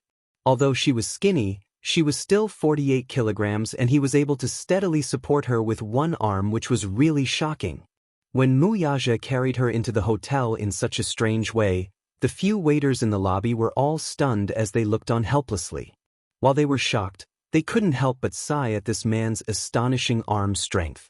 Some female staff were shocked, and at the same time, they also felt envious. Xianxia probably didn't know. However, when the others saw Wuxia lowered his head to look at her, that pair of doting eyes, just one look and they felt that their hearts were about to melt. They stared at this scene without blinking. The man was incomparably handsome and well-dressed, while the woman was petite and delicate. Her delicate features revealed the charm of an Eastern classic. Chapter 1510. No matter how one looked at it, the two of them looked so compatible. Especially when Wuxia hugged the woman in his arms like she was a rag doll. Many people were envious and jealous. What was the happiest thing in a relationship? It was probably when a man doted on a woman like a princess and held her in the palm of his hand like a child. "Hey!" Xianxia received the strange looks that were cast at her. She couldn't help but gently tug at Wuxia's lapel and said in embarrassment, "Put me down. I can walk on my own now." She kept feeling that she was being hugged by him like a child. The staff in the hotel looked at her with surprise and envy, which made her feel very uncomfortable. She only felt that it was weird. Wuxia raised his eyebrows, but he didn't understand the awkwardness in her heart. "I'm not putting you down." Huh. He liked hugging her like this. He liked the feeling of her quietly nestling in his arms or fooling around. The elevator door opened, and he carried her into the elevator. He pressed the button for the floor. In the narrow space, there were only the two of them. Xianxia lowered her head and nestled in his chest. However, she could feel Mu Yaja's scorching gaze still on her body. It was incomparably hot. She only felt that her exposed skin was about to be burned deeply by this scorching gaze. The floor jumped over the 8th floor and headed towards the 15th floor. The suite he booked was on the 15th floor. When the elevator door opened, Mu Yaja carried her and walked towards the room. He took out his key card and swiped it to enter the room.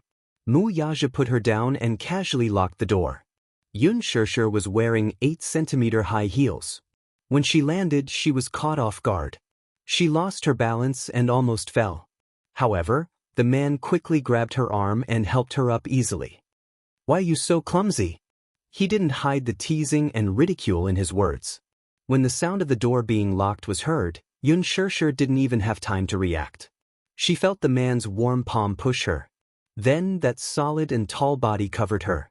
While she was still in a daze, her body was pressed against the door by him.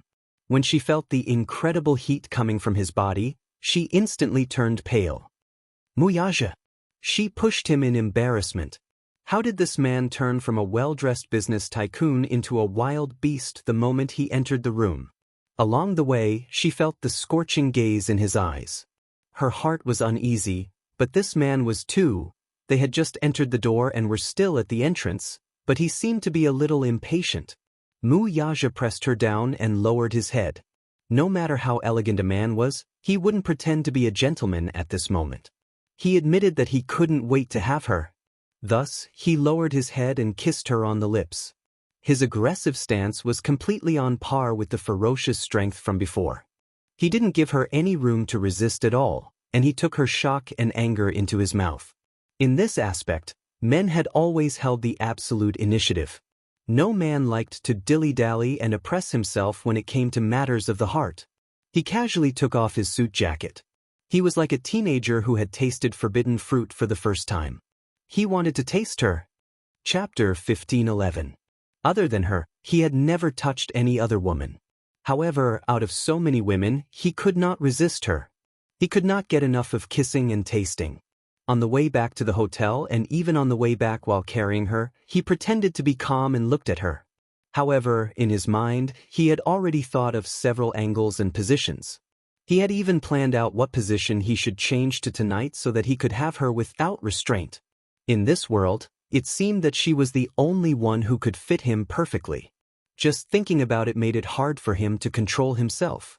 However, she had a conservative personality, so he endured until the moment they entered the room. He could not control himself for one more second. Pressing down on her, he crazily pulled her into his embrace. He wished he could rub this tormenting little thing into his bones and blood. He wished the two of them could become one. Only then would he be able to extinguish the raging flames in his heart. Even though he did not leave her for a moment, he still missed the pleasure of devouring her body. However, this little thing's stamina was too weak. After kissing her a few times in the car, she was already in a daze. How could this be? To him, that little bit of kissing was just an appetizer. He was greedy and could not satisfy his hunger at all. However, this was all she could do. Xianxia could only feel the world spinning around her. His kiss was ferocious. With his arms around her waist, he spun her around and brought her to the sofa in the living room. In the dark, he pressed her down on the sofa and tasted her sweet breath without restraint. So beautiful! So sweet! He could not taste enough of her sweetness. Xianxia was a little afraid of him. The man in front of her was very different from the elegant gentleman at the banquet earlier. At the banquet, he was arrogant, elegant, and courteous. However, at this moment, the man in front of her was more like a ferocious beast that had accurately targeted its prey. His gaze was burning as if she would be eaten alive in the next second. "Hey, stop for a moment." Xianxia pushed his shoulders, forcing him to look at her. "What's wrong? Let's take a shower first, okay?" She spoke softly as if she was begging him to be merciful. She wasn't ready yet. If he had been a little gentler, she wouldn't have been so frightened. But who was Mu Yaja? How could he be so easily dismissed? How could he not tell that she was just brushing him off? It seemed that this little woman still hadn't adapted to her style. However, if this kind of thing was suppressed, it would inevitably not be enough fun. Especially at this moment, under the moonlight, the way she looked limp in his arms. Her cheeks were tender and rosy, like a delicate flower bud, bashful and waiting to bloom. It was as if he had fallen into a hopeless demon. How could he control himself? After this, I'll go wash up. After he finished speaking, he greedily kissed those lips that were as sweet as a peach, and he felt the flames in his body ignite. He stopped suppressing himself and possessed her. Xianxia let out a muffled groan. She was frightened by his overbearing force. Her face was incomparably red as she bit her lips. However, she still could not help but let out a low pleading sound. This man was too vile. Chapter 15:12. After a brief lull in the battle that lasted for an hour, the man buried his head in her neck and breathed freely. He felt incomparably refreshed after venting all of his desires. Xianxia closed her eyes as her chest heaved up and down. She was so weak that she couldn't even lift her eyelids. The man's powerful and sexy panting kept ringing in her ears. Her small hands were on his shoulders, and her fingertips were slightly clenched. Wuxia raised his head to look at the woman in his arms. She was sweating profusely and her clothes were sticky. After a battle, she was exhausted. Her expensive dress was torn into pieces by the man and thrown to the side mercilessly. Xianxia nestled in his arms tiredly, but she couldn't muster any strength. "Go take a shower," Wuxia said in a deep voice. However, he only said half of what he wanted to say. The second half was, "Continue after you're done." Xianxia nodded in confusion. She looked at the man in front of her who had restrained his fierce aura and felt relieved. She was elated at the thought of being able to lie on a warm bed and rest after a comfortable bath. However, at this moment, she was like Little Red Riding Hood in a fairy tale. She didn't know that a big hungry wolf was silently hiding his tail behind his back and not showing it to her. After all, how could a man who had been suppressed for so long be so easy to get rid of? Wuxia carried Xianxia into the bathroom. The room he booked was a presidential suite. Just the bathroom alone was more than 20 square meters. The bathtub was big enough for 2 people to lie down in, and it was big enough for the 2 of them to have sex with each other. He turned on the shower and held her in his arms as he carefully massaged her thighs. Xianxia blushed beyond reason. This man, how did he know that her thighs were so sore at this moment? However, she couldn't help but admire Wuxia's attentiveness. Usually, after sex, he would pay attention to her movements when she got out of bed. He always felt that her thighs were a little uncomfortable and her walking posture was a little unnatural. He seriously looked up some information in this regard. Xianxia could not help feeling satisfied.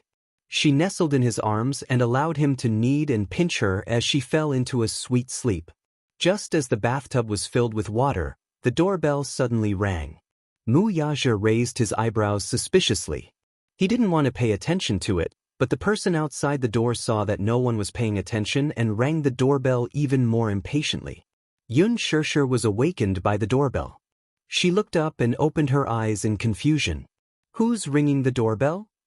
"I'll go take a look." Wuxia knitted his brows in displeasure. He got up, put on a bathrobe, tied it up, and walked out of the door. He walked to the entrance, and as soon as he opened the door, he was stunned. He saw Linji standing outside the door. When she saw him open the door, she couldn't help but blush. There was a hint of wanting to say something. Wuxia frowned slightly and sized her up. He saw that she was wearing silk pajamas that were almost transparent. She stood shyly outside the door with her head lowered and her hands clutching the hem of her skirt. She looked a little shy and timid. His gaze suddenly noticed something strange. He glanced at her chest and saw that her full chest didn't seem to be covered by the pajamas. Through the material of the pajamas, he could see everything inside. Chapter 15:13. Linji had returned to the hotel early after the banquet.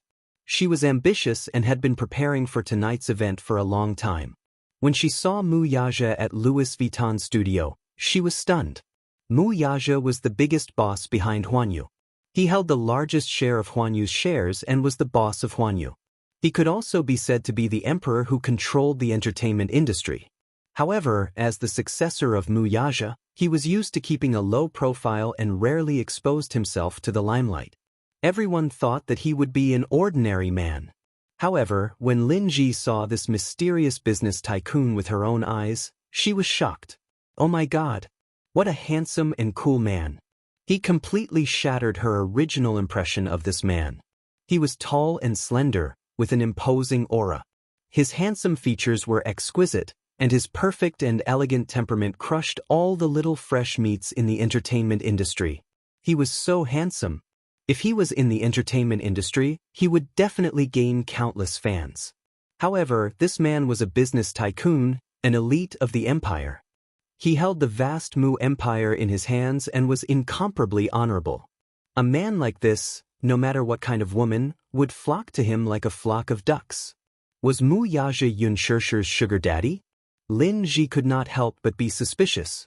After connecting the dots, she was certain of this idea. Mu Yaja must be Xianxia's backer. Otherwise, how could Xianxia get so many resources when she just debuted? Even if her manager was Qin Zhou, these resources were too generous. So many people could only dream of it. At first, she felt indignant. How could Xianxia get to hook up with such a handsome, rich and powerful sugar daddy like Mu Yaja? When she thought about it again, the first person she slept with when she debuted was an elderly investor. When she thought about it, she instantly felt that it was quite unfair. Therefore, Lin Ji made up her mind to snatch Mu Yaja, this big shot, from Xianxia's hands. She hurried back to the hotel from the banquet. The hotel she was staying at was different from the one Mu Yaja was staying at. Lin Ji racked her brains and finally found out the hotel Mu Yaja was staying at. She packed her luggage and hurried over. Mu Yaja had already booked a luxurious suite downstairs from the presidential suite. She specially redid her makeup and deliberately imitated Xianxia's makeup. It was clear and beautiful, light and delicate.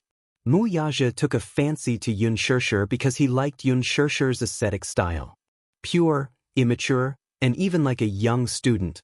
These days, the big bosses in the circle all liked this kind of taste. Thus, Lin Ji imitated Xianxia's dressing and took off all her clothes except for a silk nightgown. She stood in front of the mirror and looked at herself in the mirror. The silk nightgown was extremely light and thin. Under the light, one could easily see the outline of her body wrapped in the nightgown through the fabric. It was a little ambiguous. Lin Ji was very pleased with herself. She purposely dressed so sexy and flirtatious. She didn't believe that Mu Yaja wouldn't take the bait when she sent herself to his door like this. Lin Ji's ambition was huge. She fantasized about seducing Mu Yaja. After she took this man for herself, Xianxia would be mercilessly kicked away. Chapter 15-14. At that time, all she had to do was think about how to get close to him, coax him, and make this sugar daddy happy. When the time came, she would be able to marry into a rich family in glory. That was the direction she should be working towards. There were so many female celebrities in the entertainment industry. How many of them entered the industry purely because of their passion for acting? Most of them used acting as a springboard to fame. Once they gained some fame, they would have the opportunity to enter the upper class and interact with the aristocrats. Marrying into a rich family was their ultimate goal. Lin Ji was no exception. Her family was not well off since she was young. Perhaps she was afraid of being poor, so she had a strong desire for material things and power. To her, in marriage, love was dispensable. Material things were the only thing that mattered. Therefore, marrying into a rich family was her greatest wish. When Lin Ji arrived, she was fantasizing that if her plan was successful and she could gain Mu Yaja's favor, it would be best if she could kick Xianxia out of the picture. Then she would be able to flaunt in front of Xianxia. According to the rumors, only one of the gowns Xianxia wore at the Fashion Week was provided by Louis Vuitton. No one knew where the rest came from. Could it be that she had bought them herself? They must have been given to her by Mu Yaja. Whether it was the ink-style gown or the Cheongsam gown that stole the limelight at the banquet, Mu Yaja had probably bought them at a high price for her to wear. What a generous gift! Mu Yaja was really generous when it came to her. Lin Ji's heart was filled with envy. In her heart, she yearned for Mu Yaja even more. If one day she could rise to the top, That would be amazing. The moment the door opened, Lin Ji saw Wuxia standing in the doorway. He was wearing a black bathrobe. It seemed that he had just come out of the bathroom. His entire body was dripping wet, and his hair was slightly messy and slanted. It covered his brows and left a deep shadow on his eyelids. Fine droplets of water dripped from the ends of his hair. It was obvious that he had just come out of the bathtub. Lin Ji's heart skipped a beat, and her face turned red. This was not an act. She was really mesmerized by Wuxia's handsome face. For a moment, she had completely forgotten the lines that she had prepared over and over again. She had forgotten how to open her mouth at that moment. She looked down and saw the man's slightly open chest. His chest was exposed to the air. His muscles were well defined, and there were water droplets on them. His sexy muscles stretched all the way down. Damn it, he was so charming. Lin Ji lost control of herself for a moment. Her eyes were fixed on him, and she couldn't look away. Oh my God. Looking at this man up close, he was even more handsome than when she had first seen him from a few meters away. For the first time in her life, she was almost suffocated by a man's beauty. A man like this was definitely a godlike existence. Lin Ji was so mesmerized that she forgot how to be jealous of Xianxia. She only wanted to take Wuxia down. She must have this man in her pocket. Even if she had to spend the rest of her life, she must tame him. Chapter 15:15. He blocked the door with his tall body, as if he had no intention of letting her pass. He knew very well what this woman's intentions were and what her goal was. As the big boss of Huanyu, he had met many women who overestimated themselves. They thought that they were beautiful and sent themselves to his door. In the past, he had to fly to other cities for business. Some investors saw the opportunity and even used unscrupulous means to send beauties to his bed. They were all carefully selected and were 1 in a million beauties. However, he was cold and indifferent. At that time, he was in the prime of his life, but he actually rejected these beauties who sent themselves to his door. There was once an investor who was so angry that he had internal bleeding. In order to cooperate with him, they specially selected an 18-year-old model from the young model circle. They stripped her naked and sent her to his bed, but he actually chased her out of the door. That young model was naked and sobbing outside the door. No matter how much she knocked on the door, he didn't move at all. How amazing!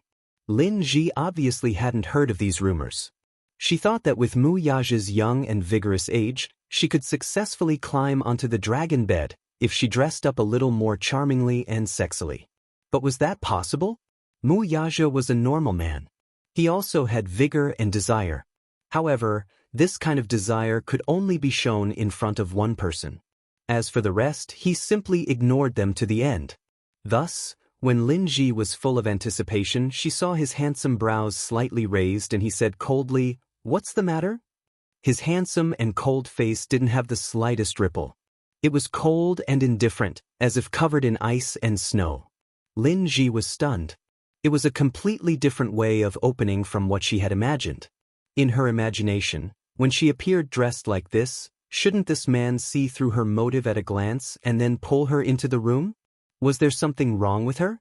Lin Ji couldn't help but carefully reevaluate herself. There was nothing wrong with her. She even purposely pinched Xianxia's demeanor. Xianxia was just like her name. Her name was poetic and picturesque. She was also beautiful. If she had to be described, she was like the clouds in the mountain stream and the running water in the small spring. She had a unique style of the Jiangnan water village. Thus, Lin Ji deliberately followed Xianxia's template and put on the same makeup as Xianxia. When she looked at herself in the mirror, she actually looked similar to Xianxia. Wuxia must have taken a liking to Xianxia because he liked her temperament. Delicate and pretty, pure and beautiful. It was like a piece of flawless jade. Since that was the case, she would follow Xianxia's example and imitate her.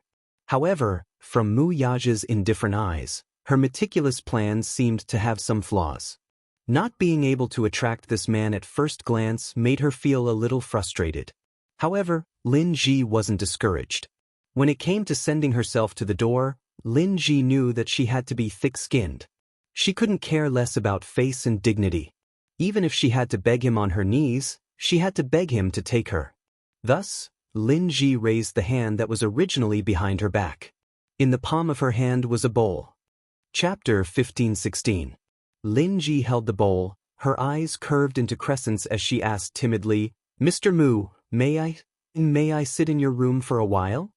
The moment she said that, coupled with the bowl, her intention was clear.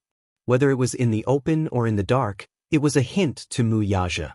A bowl, homophony, one night. This was a clear indication that she wanted to sleep with him for a night.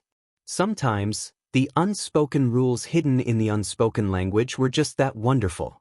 The entertainment industry loved literature and art. So much so that even the act of sleeping with someone could be done in such a stylish manner and be bestowed with such elegant sentiments. Mu Yaja frowned slightly. Before he could say anything, Lin Ji was afraid that he would reject her, so she immediately expressed her attitude. "Mr. Mu, don't worry. I'm very obedient, very obedient. I'm a very obedient woman. I won't do anything that makes you unhappy, and I won't play any tricks. I'll definitely follow your orders like an imperial edict. But please don't reject me, okay?" After a pause, Lin Ji moved greedily and cautiously a few steps closer to the door. Tonight, she had to enter this room. Even if she couldn't climb into his bed, it didn't matter. Entering this room would at least mean that she had succeeded. Not far from here, she had specially ordered someone to secretly take a video. Once she entered this room, they would make a screenshot. When the time came, even if she didn't succeed in hooking up with a big shot like Mu Yaja, she could still use these videos to create hype. Lin Ji had put a lot of thought into this and was very scheming. Mu Yaja asked coldly, "Who asked you to come?" Lin Ji was stunned. "There's no one? I wanted to accompany you of my own accord." "No need," Mu Yaja said decisively and was about to close the door. However, how could Lin Ji give up just like that? Seeing that Mu Yaja was about to close the door and shut her out, she made up her mind. She clenched her teeth and unexpectedly stretched out her leg, trying to use her own flesh and blood to block the door from closing. Mu Yaja didn't notice at all, and he didn't expect her to do that. The door closed and her leg was pinched.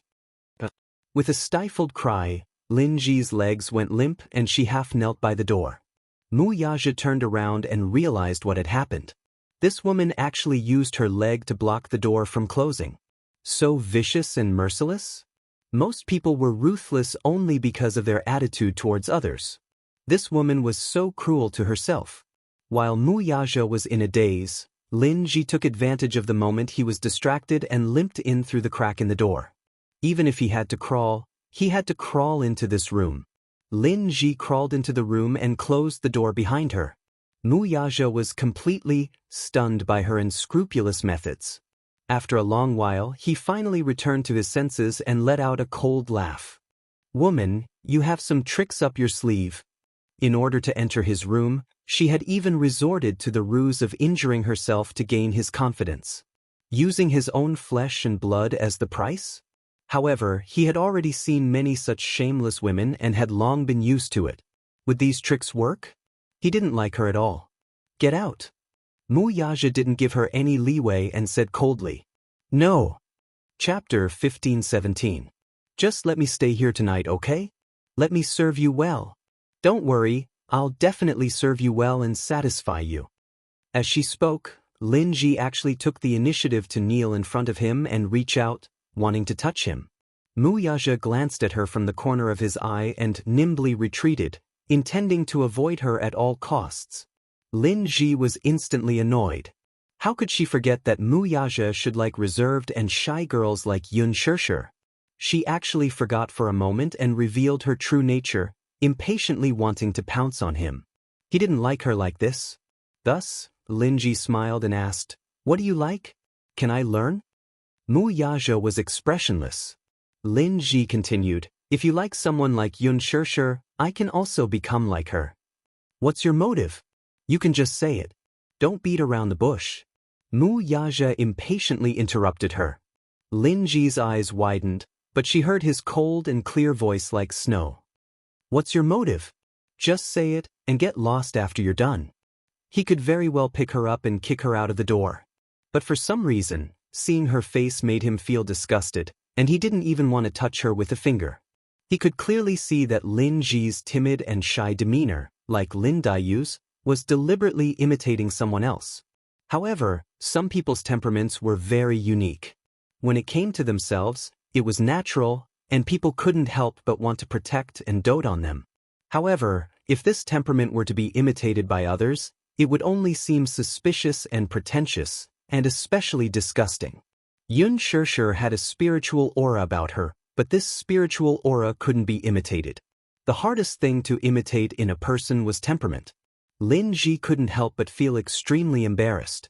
She had never fallen into such a predicament before.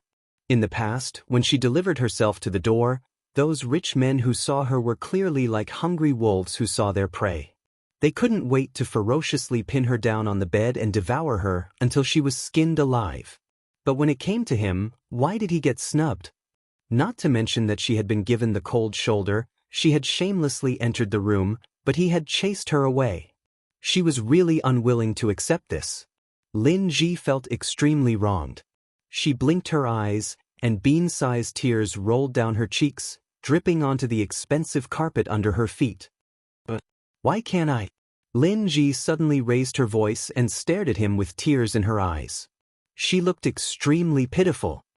How am I inferior to her? Lin Ji raised her voice. I can serve you well. At the same time, I will be very obedient. If you say one, I won't say two. Before he could finish, Xianxia's shocked voice suddenly came from the bathroom. Mu Yaja? Mu Yaja suddenly turned his head, only to hear Xianxia's suspicious voice. Who's in the living room? Xianxia was originally lying in the bathtub, leisurely taking a bath. She was exhausted from being tormented by him. Looking at her body, she was bitten by a vile man with bruises intertwined, as if she had been bitten by poisonous insects.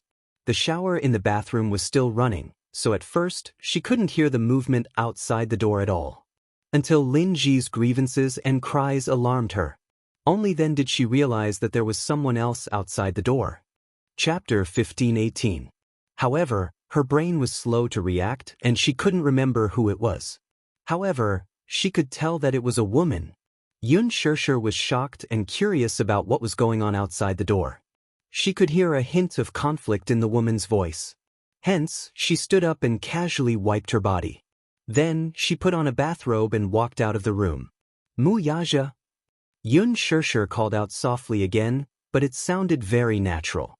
Lin Ji finally heard that the voice wasn't a hallucination. There was a woman in this room. This woman is so capable. She could call Mu Yaja by his full name. He was a big shot with high authority and was from a prestigious family. She didn't even dare to look him in the eye. Yet, this woman could call him by his full name. She didn't have the time to figure out who this woman was. She could only curse silently. No wonder this man didn't want her to come in. It was no wonder that when she opened the door, she saw that he was wet. Her arrival had probably disturbed his good time. Alas, by the time she realized who the voice had come from, Xianxia's figure appeared in her line of sight. Xianxia walked into the living room and looked over. She saw Lin Ji half kneeling in front of Mu Yaja in an extremely awkward and embarrassed posture. In an instant, Xianxia's expression changed. She frowned and looked at Mu Yaja in confusion. Then, her gaze landed on Lin Ji's face. Her eyes were full of contempt. Why are you here? Why are you here? Almost at the same time, they spoke in unison. Lin Ji was shocked. In the next moment, her gaze locked onto Lin Ji. Xianxia was wearing a bathrobe. Because the belt of the bathrobe was tied very tightly, it wrapped around her entire body tightly. However, it was a bathrobe after all. The view on her neck couldn't be hidden no matter what. Therefore, Lin Ji could see the jade-like collarbones and fair skin on her neck at a glance. What was even more eye-catching were the incomparably ambiguous kiss marks. It was easy to imagine what had happened to her body just now. She was no longer the innocent girl who had just left school. He immediately understood what had happened in the living room just now. Because even now, she could still smell the lingering charm in the living room. It was so ambiguous that it made her blush. This was a mark that would only be left after an intense love affair. Xianxia followed her line of sight and looked at her own body. She caught a glimpse of the incomparably eye-catching mark and immediately pulled it into her clothes to cover it up. Lin Ji finally understood that she had come at a bad time. What happened? Xianxia looked at Mu Yaja suspiciously, as if waiting for an explanation. Why was Lin Ji here? Most importantly, she was wearing such revealing clothes. Although her clothes were neatly worn, the texture was really thin. Under the illumination of the light, her body could be seen at a glance. Xianxia came to a sudden realization as well. She finally understood what the other's motive was. She was planning to seduce someone with her beauty. Mu Yaja glanced at her coldly from the corner of his eyes. Get lost. Chapter 1519. Left with no other choice, Lin Ji could only tidy herself up, wipe her tears, and return home dejectedly. Only then did this farce come to an end. Xianxia furrowed her brows in apparent displeasure. How could a woman send herself to his doorstep, kneeling and begging for his favor? Why did these women treat him like a tyrant from ancient times? Most importantly, this woman was Lin Ji, an incomparably disgusting woman. Xianxia felt as disgusted as if she had swallowed a fly. It was as if a fishbone was stuck in her throat, and she instantly felt uncomfortable all over. Even though Mu Yaja didn't do anything substantial, Lin Ji's behavior had unintentionally made her uncomfortable. She was thoroughly disgusted by what she had seen. Xianxia clutched her chest. She was clearly infuriated. She wasn't angry at Mu Yaja, but she was deeply disgusted by Lin Ji's shamelessness. This was the first time she had seen it. Then, what about when she wasn't around? Did such things keep happening? Once she thought of the danger lurking around him, and the fact that so many women saw him as a god, chasing after him, and falling in love with him, her possessiveness was incomparably shameful. She felt dirty. There was an expensive carpet at the entrance. When Lin Ji knelt, she instantly felt that it was an eyesore. Thinking of how Lin Ji looked just now, kneeling there in disgust, she couldn't stand it anymore. She walked over and threw the carpet out of the door in disgust like a child. Mu Yaja looked at her childish behavior, but he couldn't help but chuckle softly. He reached out and pulled her into his arms. However, he noticed that her body was extremely stiff. He knew that she was disgusted and even a little jealous. However, he still found it funny and asked knowingly, "What's wrong?" "Nothing." Xianxia gave a cold reply, as if she was a little peeved. Mu Yaja smiled faintly. He was a little glad that after Lin Ji's torment tonight, he finally saw that this woman could be quite cute when she was jealous. This was the first time he saw her so jealous. She was fuming with anger, her hands holding her lapels, and a hostile aura that kept people away. Especially on that delicate and cute face, her delicate lips were slightly pouted, and he couldn't help but want to kiss her. And he too had done the same. He grabbed her chin, leaned in, and kissed her lips.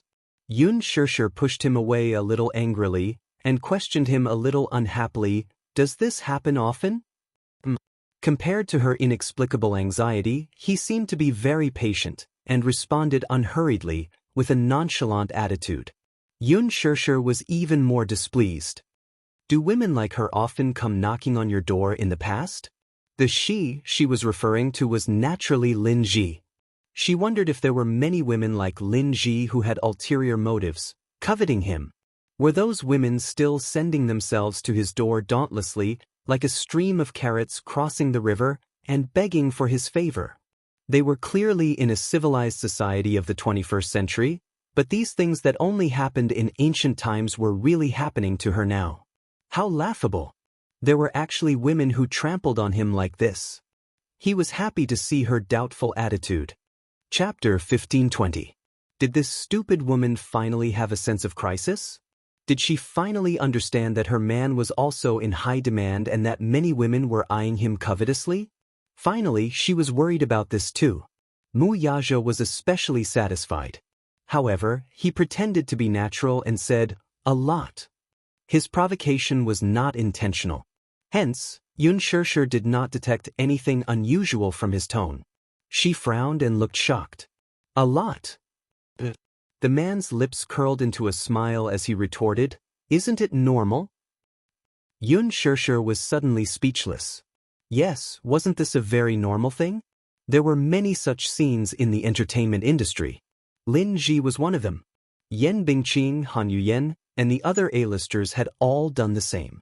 Even Yang Mi, who got along with her peacefully, relied on the unspoken rules to get to her position. This was an indisputable fact. The entertainment industry was a luxurious circle.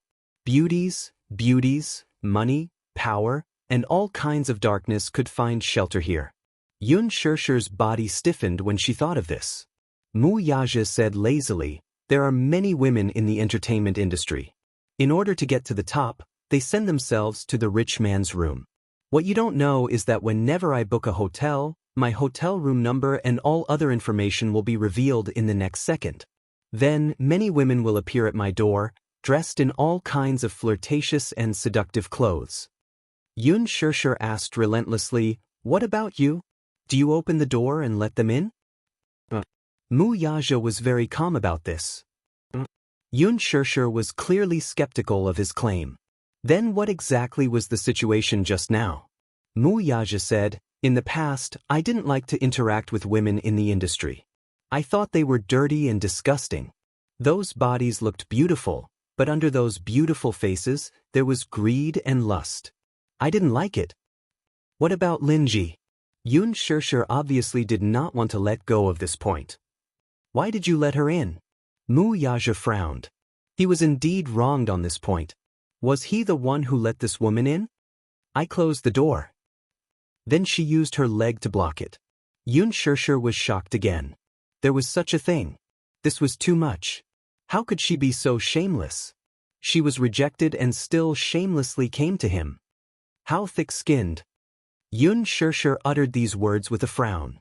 Mu Yaja teased, "Do you think everyone is as thin-skinned as you?" Xianxia, she stared at him helplessly. "Baby good. My little fella is jealous." Mu Yaja patted her head and coaxed her gently, as if coaxing a child. "Don't be angry, okay? You won't look good when you're angry." Xianxia completely lost her temper. "I'm not in the mood to quarrel with you." She turned her face away. Obviously, she was still sulking. It was true that she could not blame him for this matter. However, she was still very angry and had nowhere to vent her anger. She kept it in her heart and did not know how to release it. She could not blame him, but she did not want to bother with him either. However, Mu Yaja found it funny. This woman, once she started to feel awkward, she really couldn't be coaxed with just a few words. Chapter 1521. The feeling of being jealous was surprisingly good. It felt really good. At least, it felt like she was being cared for. Mu Yaja was in a good mood. Hence, he reached out and clasped her shoulders, turning her body around to face him. There was a satisfied playfulness in his eyes. "Are you jealous?" His voice was low and deep, with a hint of devilish magnetism. Just like the rich and mellow red wine, it was enough to intoxicate anyone who heard it. Even Xianxia couldn't help but be stunned by his deep and magnetic voice for a few seconds. When she came back to her senses, she still kept her lips tightly shut and didn't make a sound. Mu Yaja's gaze fell on her face. It was a little charming, a little cute, and a little twisted, but it made him faintly feel more excited. He lowered his head and precisely captured her breath, gently sucking on those tender and moist lips. Xianxia couldn't help but push him. "Hey!" Mu Yaja didn't have the time to care about her struggle. She exerted more strength in her hand and pushed him away a little. "I'm still angry." In other words, she wasn't in the mood to do these things at the moment. But he frowned slightly, feeling slightly displeased by her rejection. He didn't like her rejection. However, he could tell that she was still conflicted. Xianxia looked up and stared at him seriously. "I don't want this to happen again." She didn't want to see any woman clinging on to him and not letting him go. She didn't even want to see such a ridiculous thing happening in a hotel. She didn't like it and didn't want to see it again. She would feel disgusted, and at the same time, she would feel repulsed for a long time. Repulsed because she was extremely insecure. She was afraid of losing him. This feeling of insecure was not good, and it was very unpleasant. Wuxia stared at her but didn't say anything for a moment. He kept quiet. In the silence, Xianxia was originally waiting for his response. However, when she didn't get a response, she looked up uneasily and saw that he was also staring at her deeply without blinking, as if he was deep in thought. What happened? Xianxia pursed her lips. Is my request too much? You should admit that you're jealous. Wuxia suddenly curled his lips and nodded. He leaned closer to her face and looked into her eyes. He touched her nose and said, "You're jealous of me." Xianxia was startled. She knew in her heart that she was indeed jealous. This was undeniable. However, she was reserved and shy. For a moment, she was too embarrassed to admit it. Thus, she said, "I just don't like," she stuttered, as clumsy as a helpless child, not knowing how to express the bitterness in her heart. I don't like this feeling." Wuxia patiently waited for her to express herself. Xianxia looked up and said, "I don't know, the feeling of being coveted by others. This feeling is so annoying. You can't belong to others." She incoherently spat out every word. Every word was like squeezing toothpaste out of her mouth. Wuxia restrained his gaze and smiled. His handsome eyes were hidden in the shadow of his hair. Hence, at that moment, she didn't see that hidden playfulness in his eyes. Chapter 1522. In the end, Xianxia mustered up all her courage and clenched her fists tightly. Using all her might, she said, "You belong to me. You belong to me. You belong to me and me alone. Do you understand?" Xianxia looked up at him. The unspoken words in her heart seemed to be silently questioning him. Wuxia's heart skipped a beat. His gaze froze as he stared at her in a daze. He did not expect that he would be waiting for this sentence. Xianxia helplessly tugged at the cuffs of his bathrobe. This small action was more like a silent act of coquettishness. Her tone softened instantly. With a hint of helplessness, she asked, "You belong to me, right?" He had said it before. He belonged to her and her alone. He would promise her a world. He would promise her the whole world. Wuxia was stunned for a long time. Suddenly, he laughed involuntarily. Grabbing her chin, he narrowed his eyes slightly. Like a dragonfly skimming the surface of the water, he lightly pecked her little mouth that wanted to say something. "Yes, you're right." His broad and warm palm cupped her face. Her face was so small that he did not dare to use any strength when he held her face. He was afraid that he would accidentally hurt her. He pressed his lips against hers, unwilling to leave. Opening his handsome eyes slightly, his pupils were filled with endless charm. They were so dark that they shone brightly. It was as if countless stars were hidden within them, embellished with sparkling starlight. He was so close to her that their eyelashes were intimately intertwined. His eyelashes were so long that even his eyes brushed past her eyelids, leaving behind traces of itchiness. He really loved this torturous little thing. Wuxia pressed the tip of her nose and hugged her waist even tighter. At the same time, he blocked her lips and said, "Listen." Xianxia looked up and gazed into the depths of his eyes. "I belong to you and you alone." He said each word with a pause. Every word was said with incomparable seriousness. "Do you like this answer?" Xianxia was taken aback. It was as if a certain part of her heart had been struck hard, causing her to go limp. Wuxia smiled, but before she could respond, he kissed her. However, this kiss was not as domineering and fierce as it had been at the beginning. Instead, it was soft and gentle as it rubbed against her lips. Hugging her waist, he continued the unending kiss. The seductive kiss went all the way from the entryway to the living room, where they lingered on the sofa. This kiss was no longer limited to the sofa. Pressing his lips against hers, Wuxia's kisses gradually deepened and deepened. At the same time he pried open her lips, his hands also moved. With a few moves, he smoothly untied the knot on her waist. Her knot was very tight, but to him, it took only a few seconds for her clothes to be pushed aside. Xianxia was kissed until she felt like she was about to suffocate. It was rare that he gave her space to breathe. In just a moment, he sealed her lips again and kissed her deeply. She raised her hands and hugged his neck. It was rare for her to take the initiative to pull his bathrobe down to his shoulders, revealing his well-defined shoulders. Wuxia could not help but tease her, "Little one, in such a hurry?" After he said that, Xianxia was extremely embarrassed.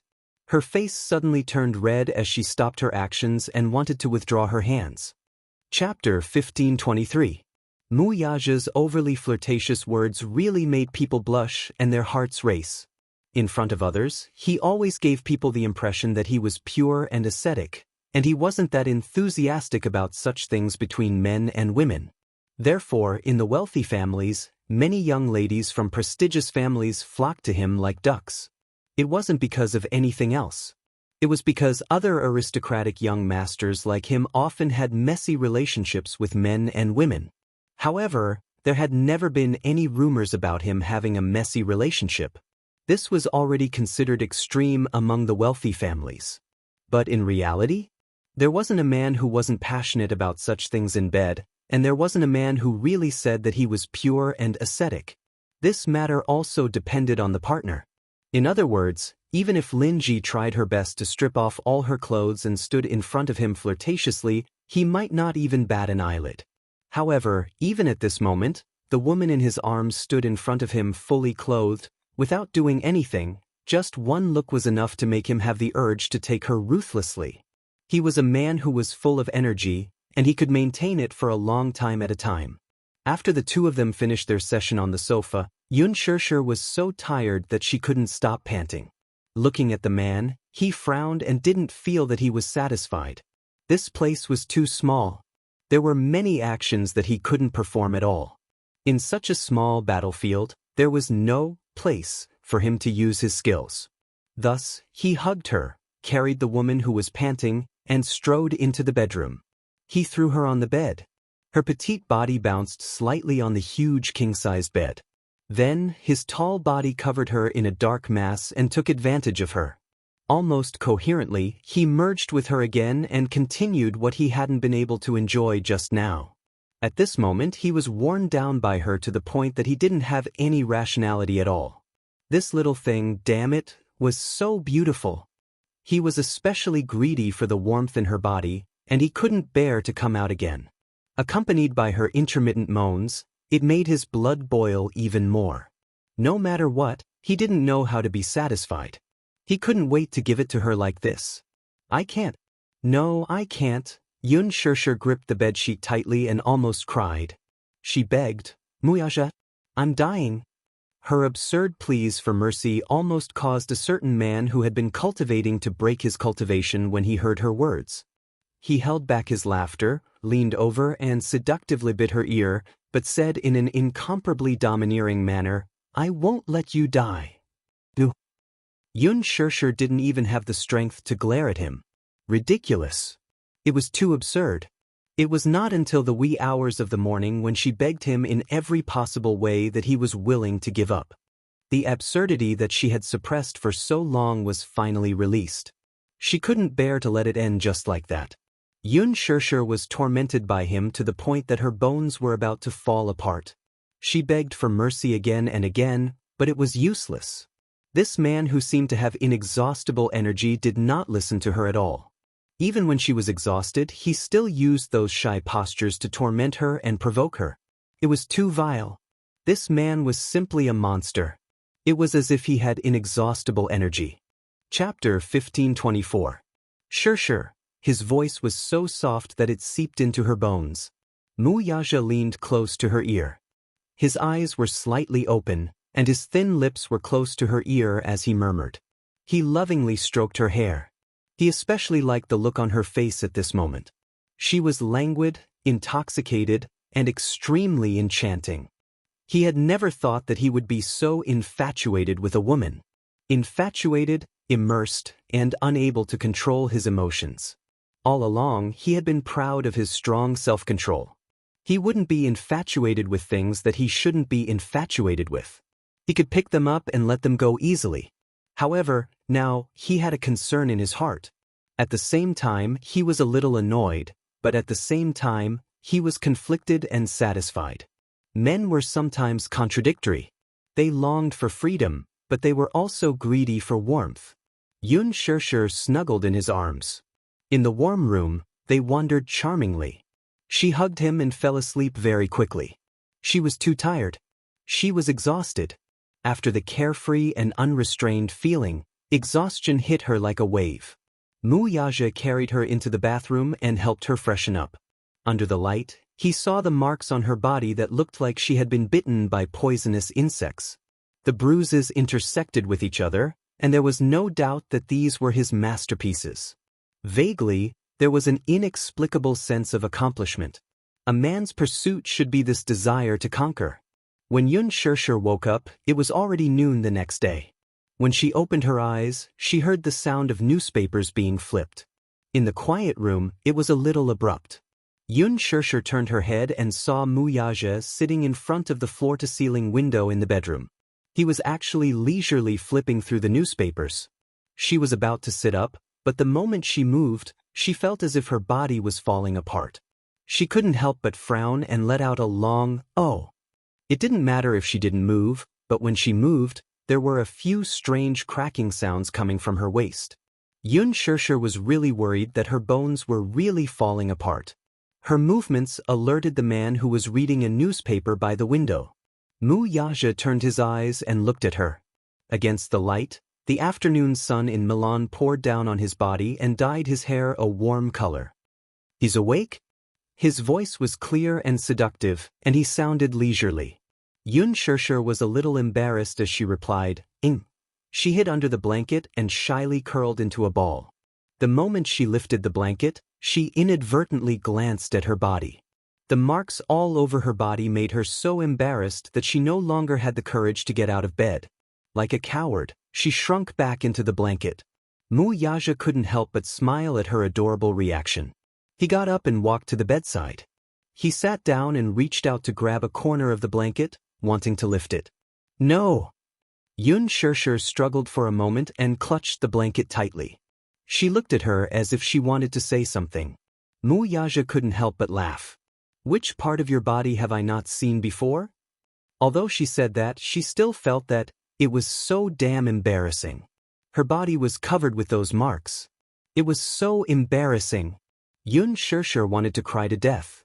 Wuxia tugged at the blanket, but she refused to let go.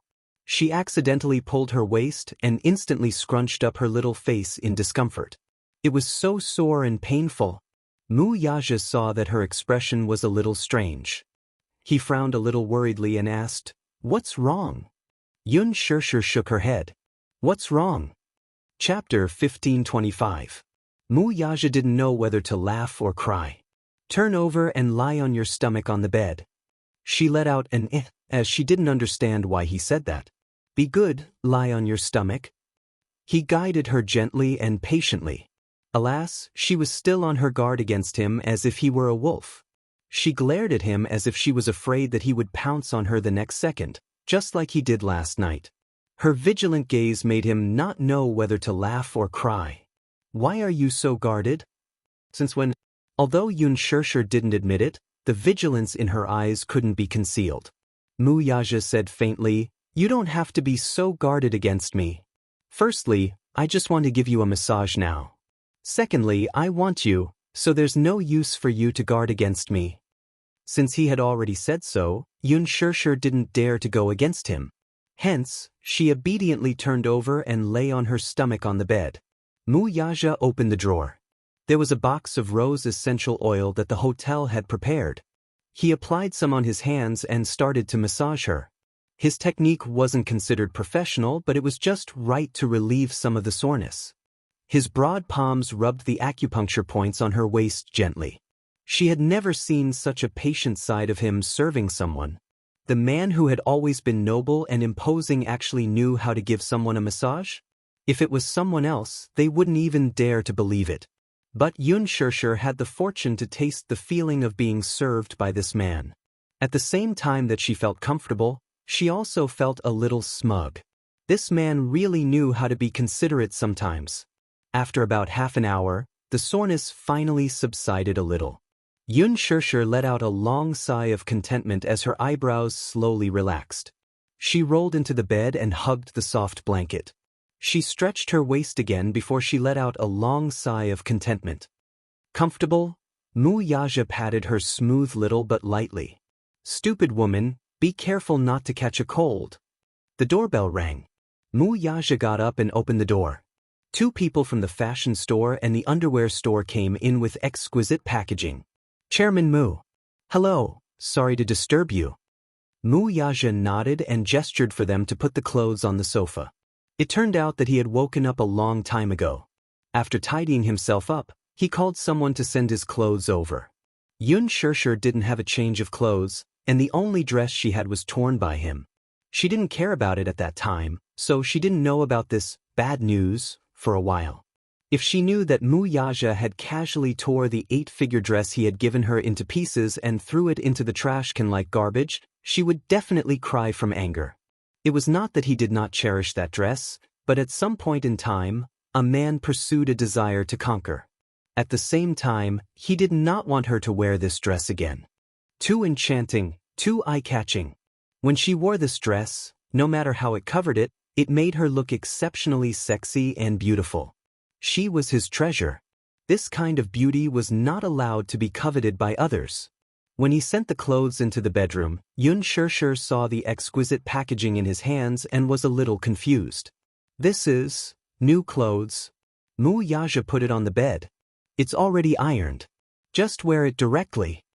Chapter 1526. At this moment, she couldn't help but be amazed by this man's magical powers. He had actually grasped her measurements so accurately. Be it her bust, waist, or hips, there was not a single mistake. It was perfect.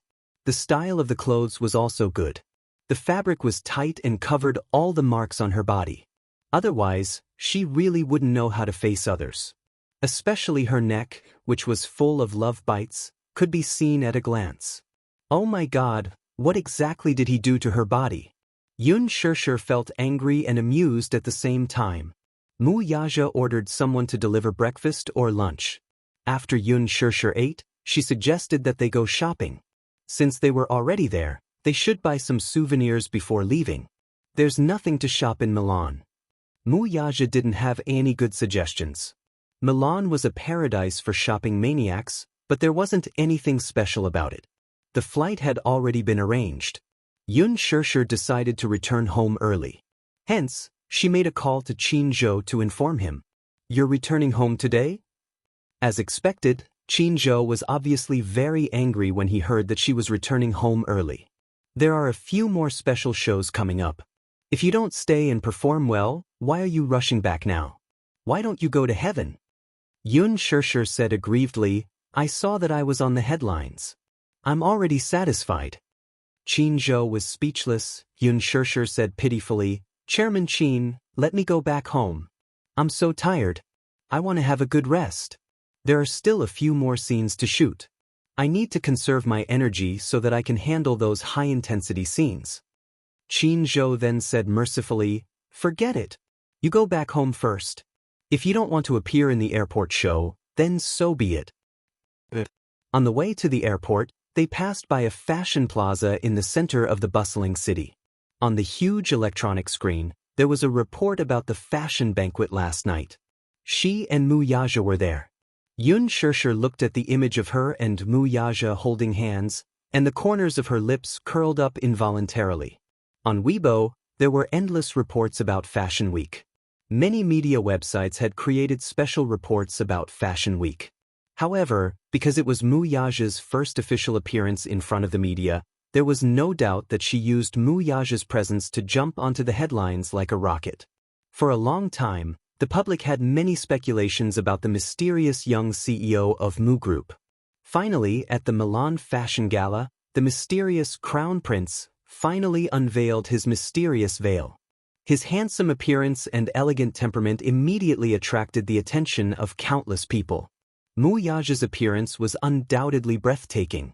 So much so that the limelight suddenly overshadowed all the A-list big shots in the country who had rushed to the fashion show, firmly occupying the first place of the hot search. Soon, the netizens on Weibo gave him the title of National Prince Charming. Oh my God! The CEO of Mu Group is so handsome. His handsomeness is on a whole new level. Oh my god, I'm going to abandon my Xianxia and follow this. He can obviously make a living with his face, but he has to rely on his talent. I heard that this young and mysterious CEO is worth hundreds of millions. Chapter 1527. The Mu Group plays an important role in the country's economy. It's like the heart of the country. He's rich, handsome, rich and good-looking. He's practically God's favorite. Oh my god, he's so handsome. The CEO of the Mu Group is so handsome. I've decided that I want to bear his children. Pfft. Yu was sitting in front of the computer when she read the netizen's comment. She almost spat out a mouthful of milk on the computer screen. She tried her best to hold it in but choked on the milk and coughed violently. She was dreaming. How dare she covet her daddy?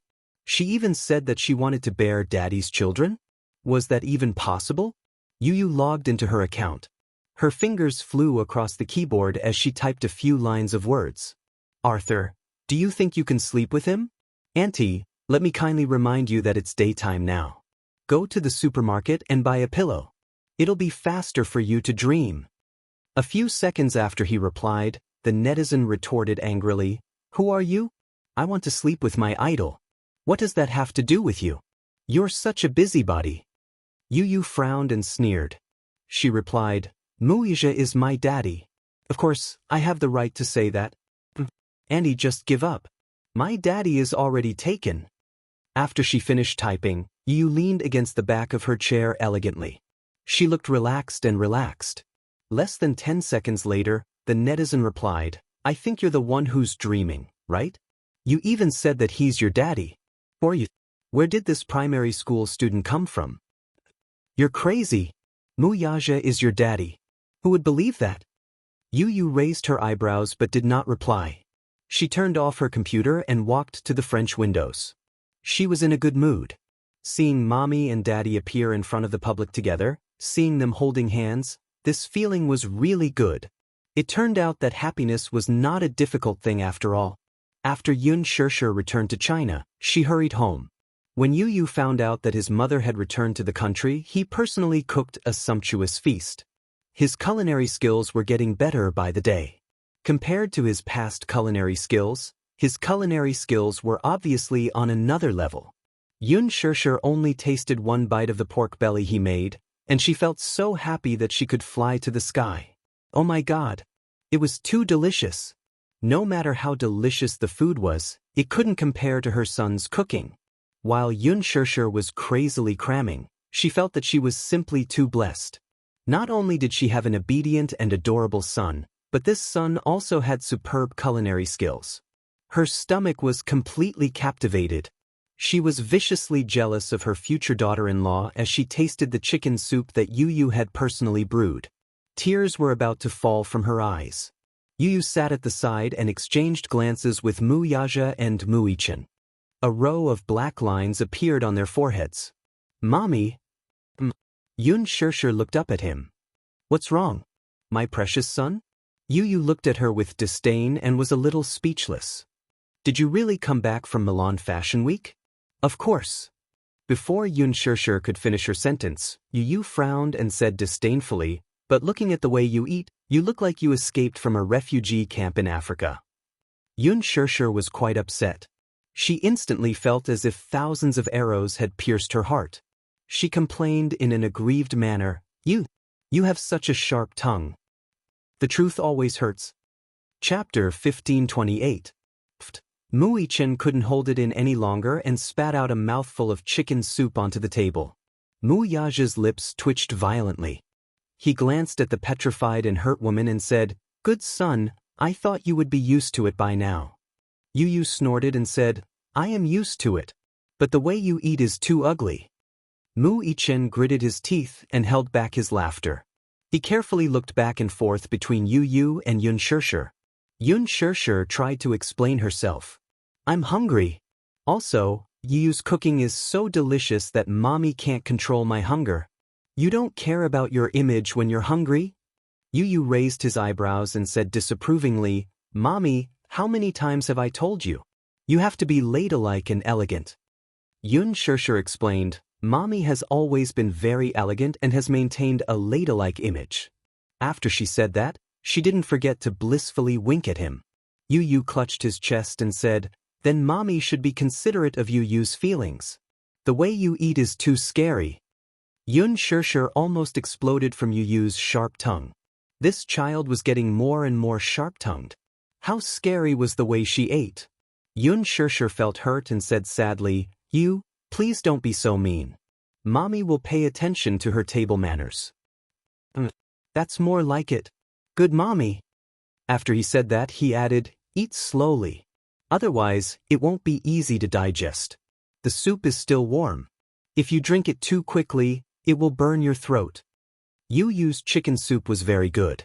There was a layer of oil on the surface, so Yun Shirshir accidentally scalded the tip of her tongue. Yu Yu stood up and used a spoon to scoop away the hot oil. He then scooped a new bowl of chicken soup for Yun Shirshir and placed it in front of her. Then, he rested his chin on his hands and looked at her with a doting smile. Mommy, try it. Yun Shirshir carefully blew on it and took a sip. She raised her eyebrows in surprise. It's delicious. Yu Yu then scooped a bowl for Muyajia and Muichen. Muyajia also took a sip and raised a brow. Although he did not express anything, the incredulity in his eyes showed that he was amazed by the taste of this bowl of soup. Yu Yu didn't ask him how it tasted.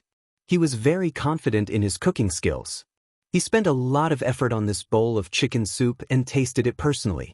He didn't add any flavorings, but it was still very delicious.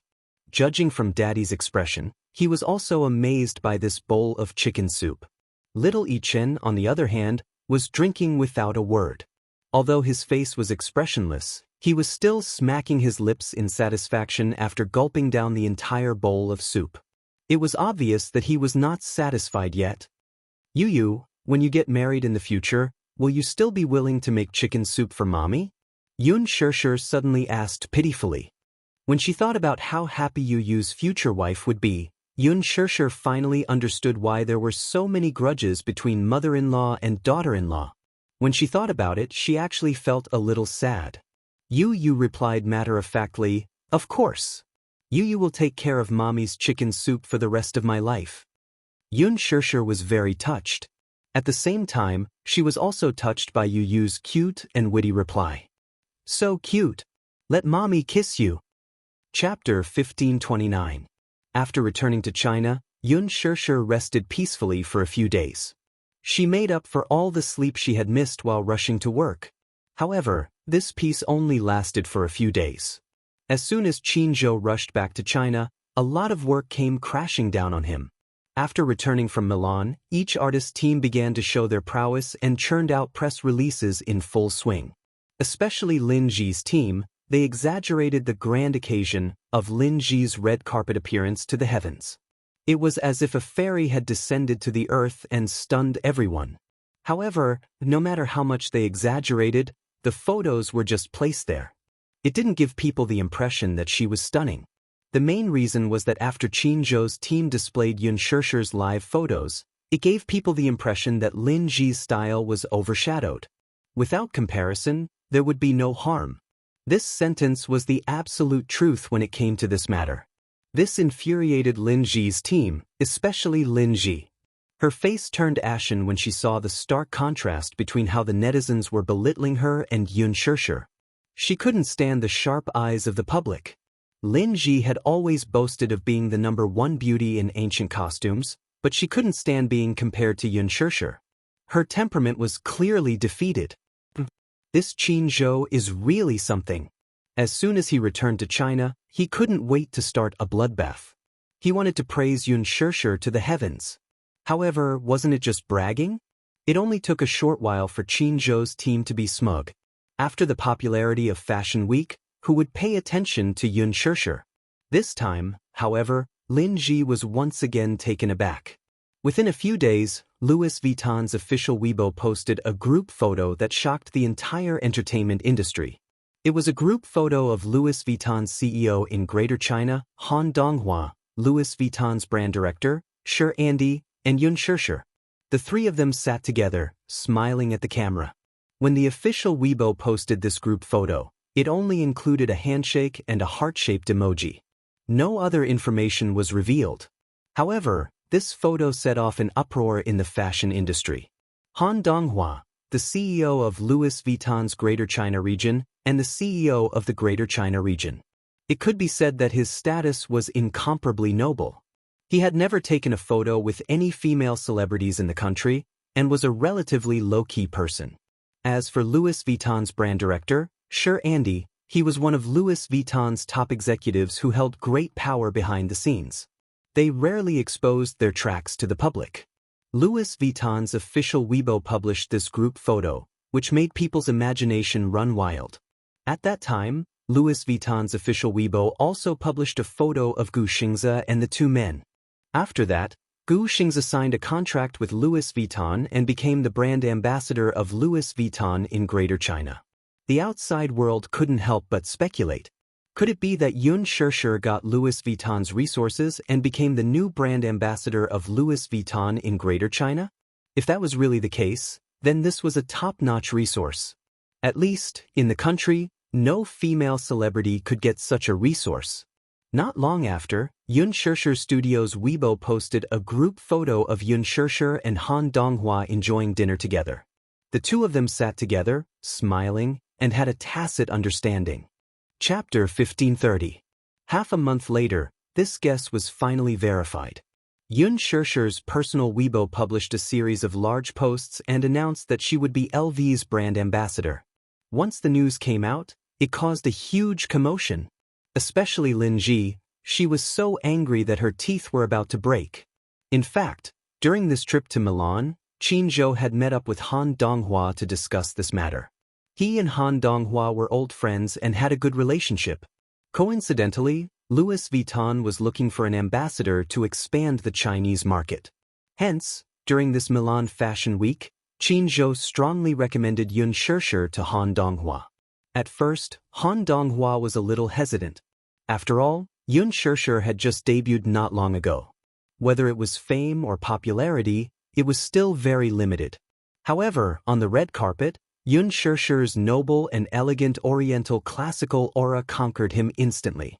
Han Donghua was an American-born Chinese.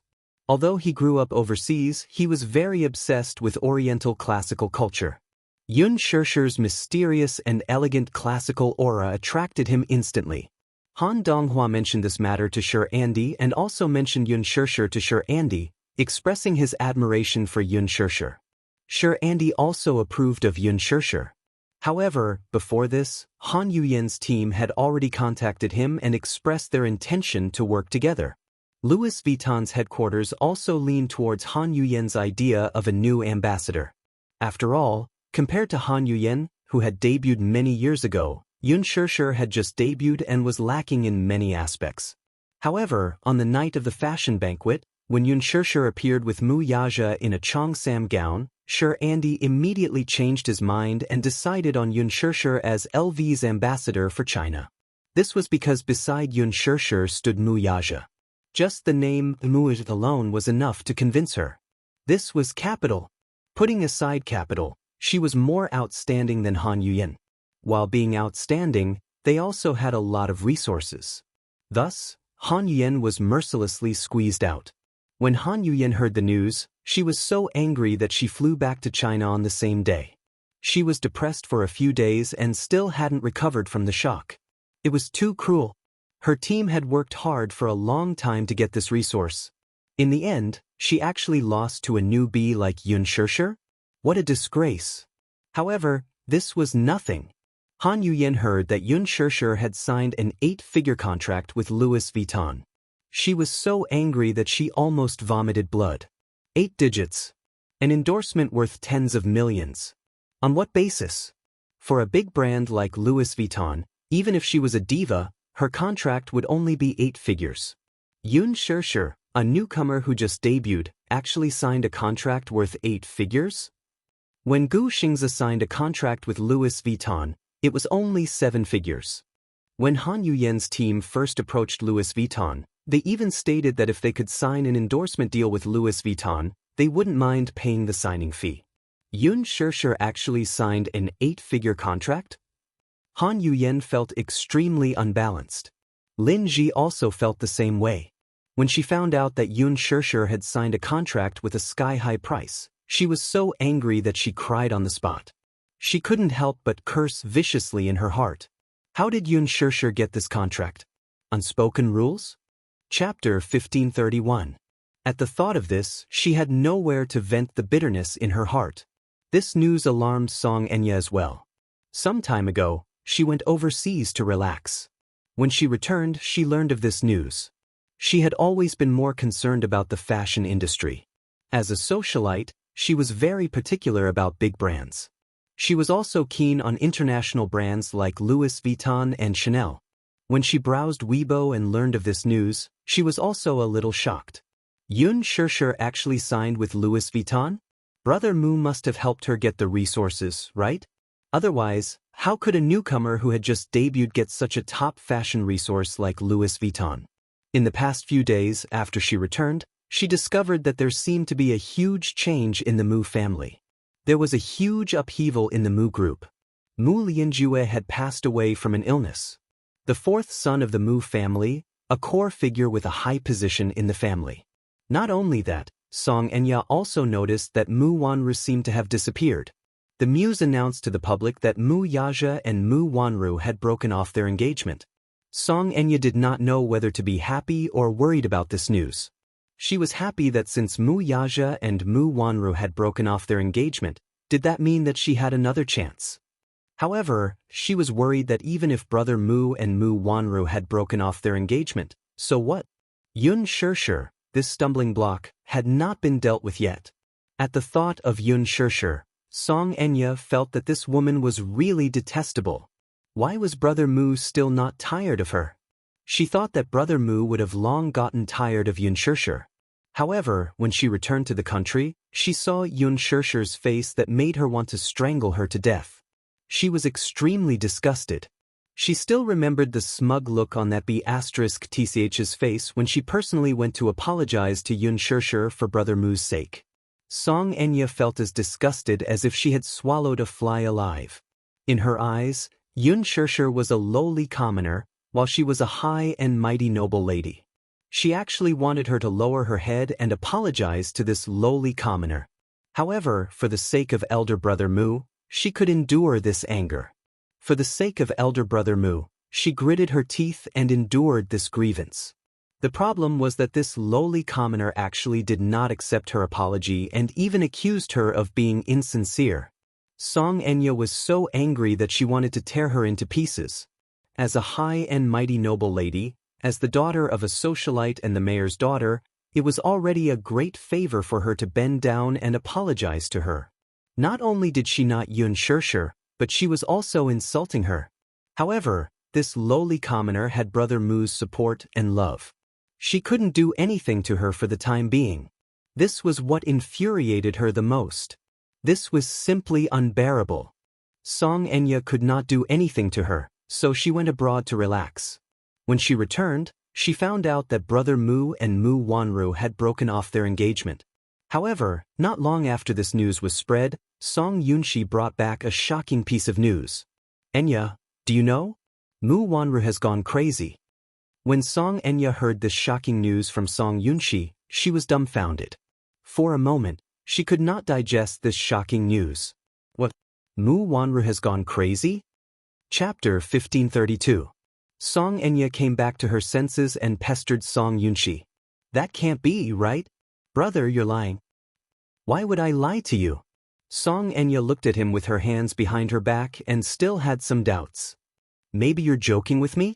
Song Yunxi sat on the sofa, lit the cigarette, and took a deep puff. Seeing Xianxia pestering him with a suspicious expression, he did not know whether to laugh or cry. "Do I have nothing better to do? Why would I joke with you like this?" "Then how did you know?" Xianxia still did not believe him, but she compromised and wanted to find out more about the situation from him. "Do you want to know?" At this moment, Song Yunxi deliberately kept her in suspense. He snorted and crossed his arms over his chest. "I've been tired all day. If you want to know the answer, hurry up and massage my shoulders." Xianxia pouted, but she could not stop him. She stood up, walked behind him, and began to massage his shoulders. While Song Yunxi was feeling satisfied, he opened his mouth and recounted the entire incident. There was a provincial mental hospital in the capital. It was very large and had a lot of medical resources. Mentioning this matter was mainly due to a coincidence. Because of an unspeakable matter, Song Yunxi needed to go to this hospital to sign something. This thing was a mental illness report. Song Yunxi's friend had gotten into an accident. As for what happened, Song Yunxi did not tell Xianxia. One of his friends was sued in court. He was young and frivolous, so something happened to him. If he went to court, the situation would be very disadvantageous for him. However, if there was a mental illness report, this matter might be much easier to handle. Hence, he asked his father to find Song Yunxi and told him the purpose of his visit. He asked him to get such a thing for him. At first, Song Yunxi was unwilling. However, this friend of his was a more reasonable person. He gave him a special letter. Song Yunxi opened it and read it before agreeing to this matter. Therefore, he spent the entire day on this matter. When Song Yunxi arrived at the hospital, he wandered around the hospital out of boredom while waiting for the report to be issued. However, it was quite a coincidence. He had accidentally bumped into Mu Wanru. There was a very remote courtyard in the hospital.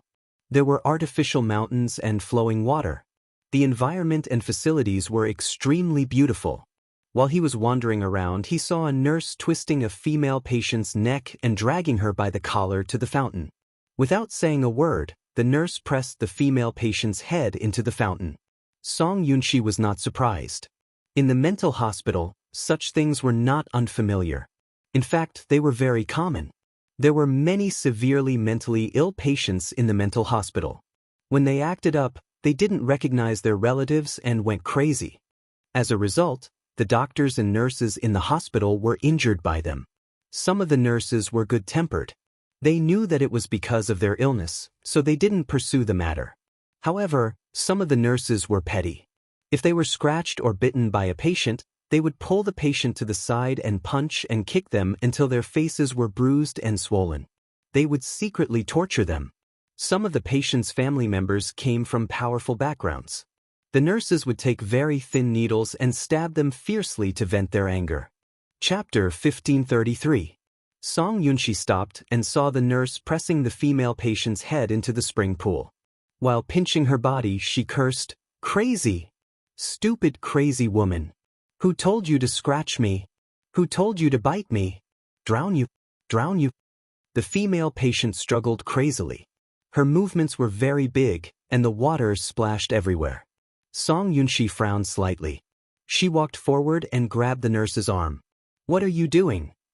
"Ah," the nurse was shocked.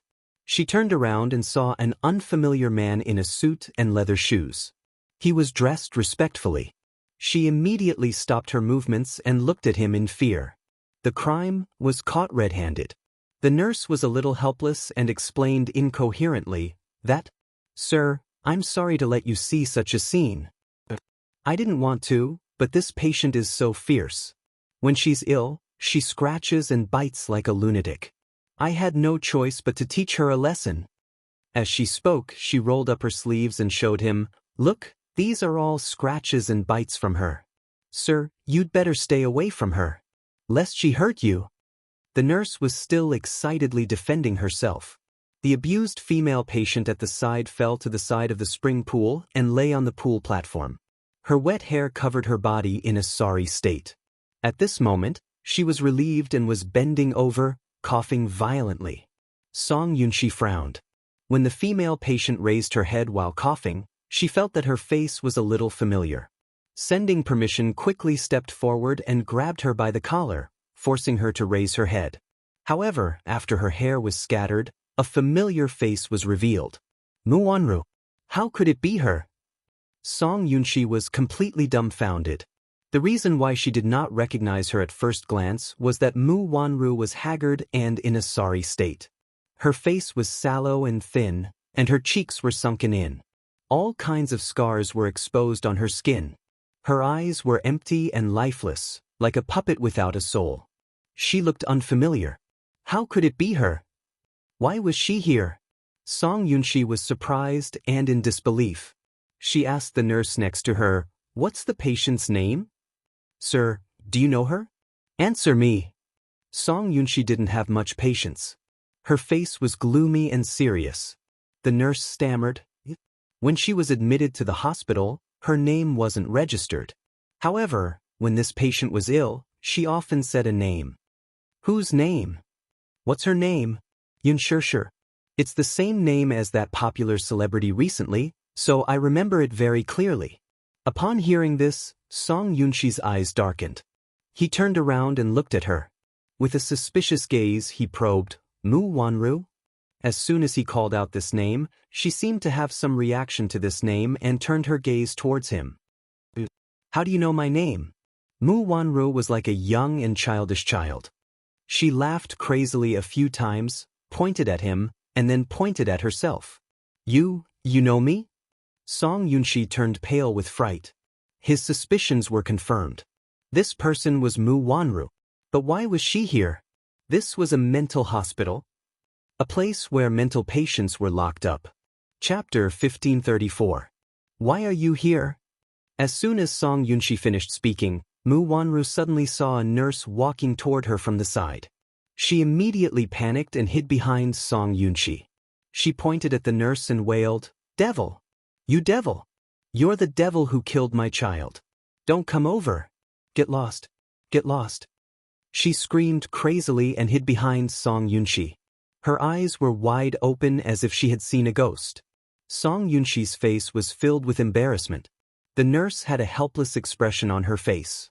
She called the security department and said that the patient had sneaked out.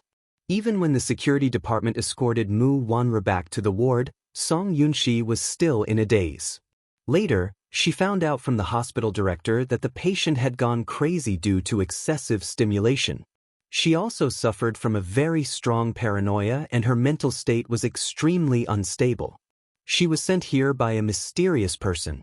When she was sent here, the person did not give any information about the patient and only asked the hospital to take her in. At the same time, as a condition, this person built a medical building for the hospital. Only then did the hospital director happily accept the patient. Song Yunxi knew that the hospital director was deliberately hiding it from her. She guessed that Mu Wanru must have been sent by the muse and asked the hospital to hide her identity. Mu Wanru had gone crazy. Out of humanitarian reasons, the muse sent her to a mental hospital and gave her a decent place to stay. However, Mu Wanru's identity was special. The muse repeatedly asked the hospital to strictly protect all information and forbade it from being revealed to anyone. After Song Yunxi received the test report, she did not stay in the hospital for long. Song Enya still felt that the whole thing was quite mysterious. How could a perfectly fine person go crazy for no reason? After Song Yunxi finished speaking, she could not help but sigh. "Enya, you didn't see that scene. When I saw Mu Wanru in the past, she was noble and magnanimous. She had the temperament of a lady from a wealthy family. When I saw her today, she no longer looked dignified. Her hair was disheveled and she was crazy, just like a beggar. I don't know what happened, but she really went crazy. I guess there's no hope. She can only spend the rest of her life in the hospital." Song Enya was still in a daze. "I still can't believe it. How did Mu Wanru go crazy? Which hospital is she in?" "Dern Hospital," Song Yunxi replied. Song Enya seemed to be deep in thought. "What? You don't believe my words and you want to see it for yourself?"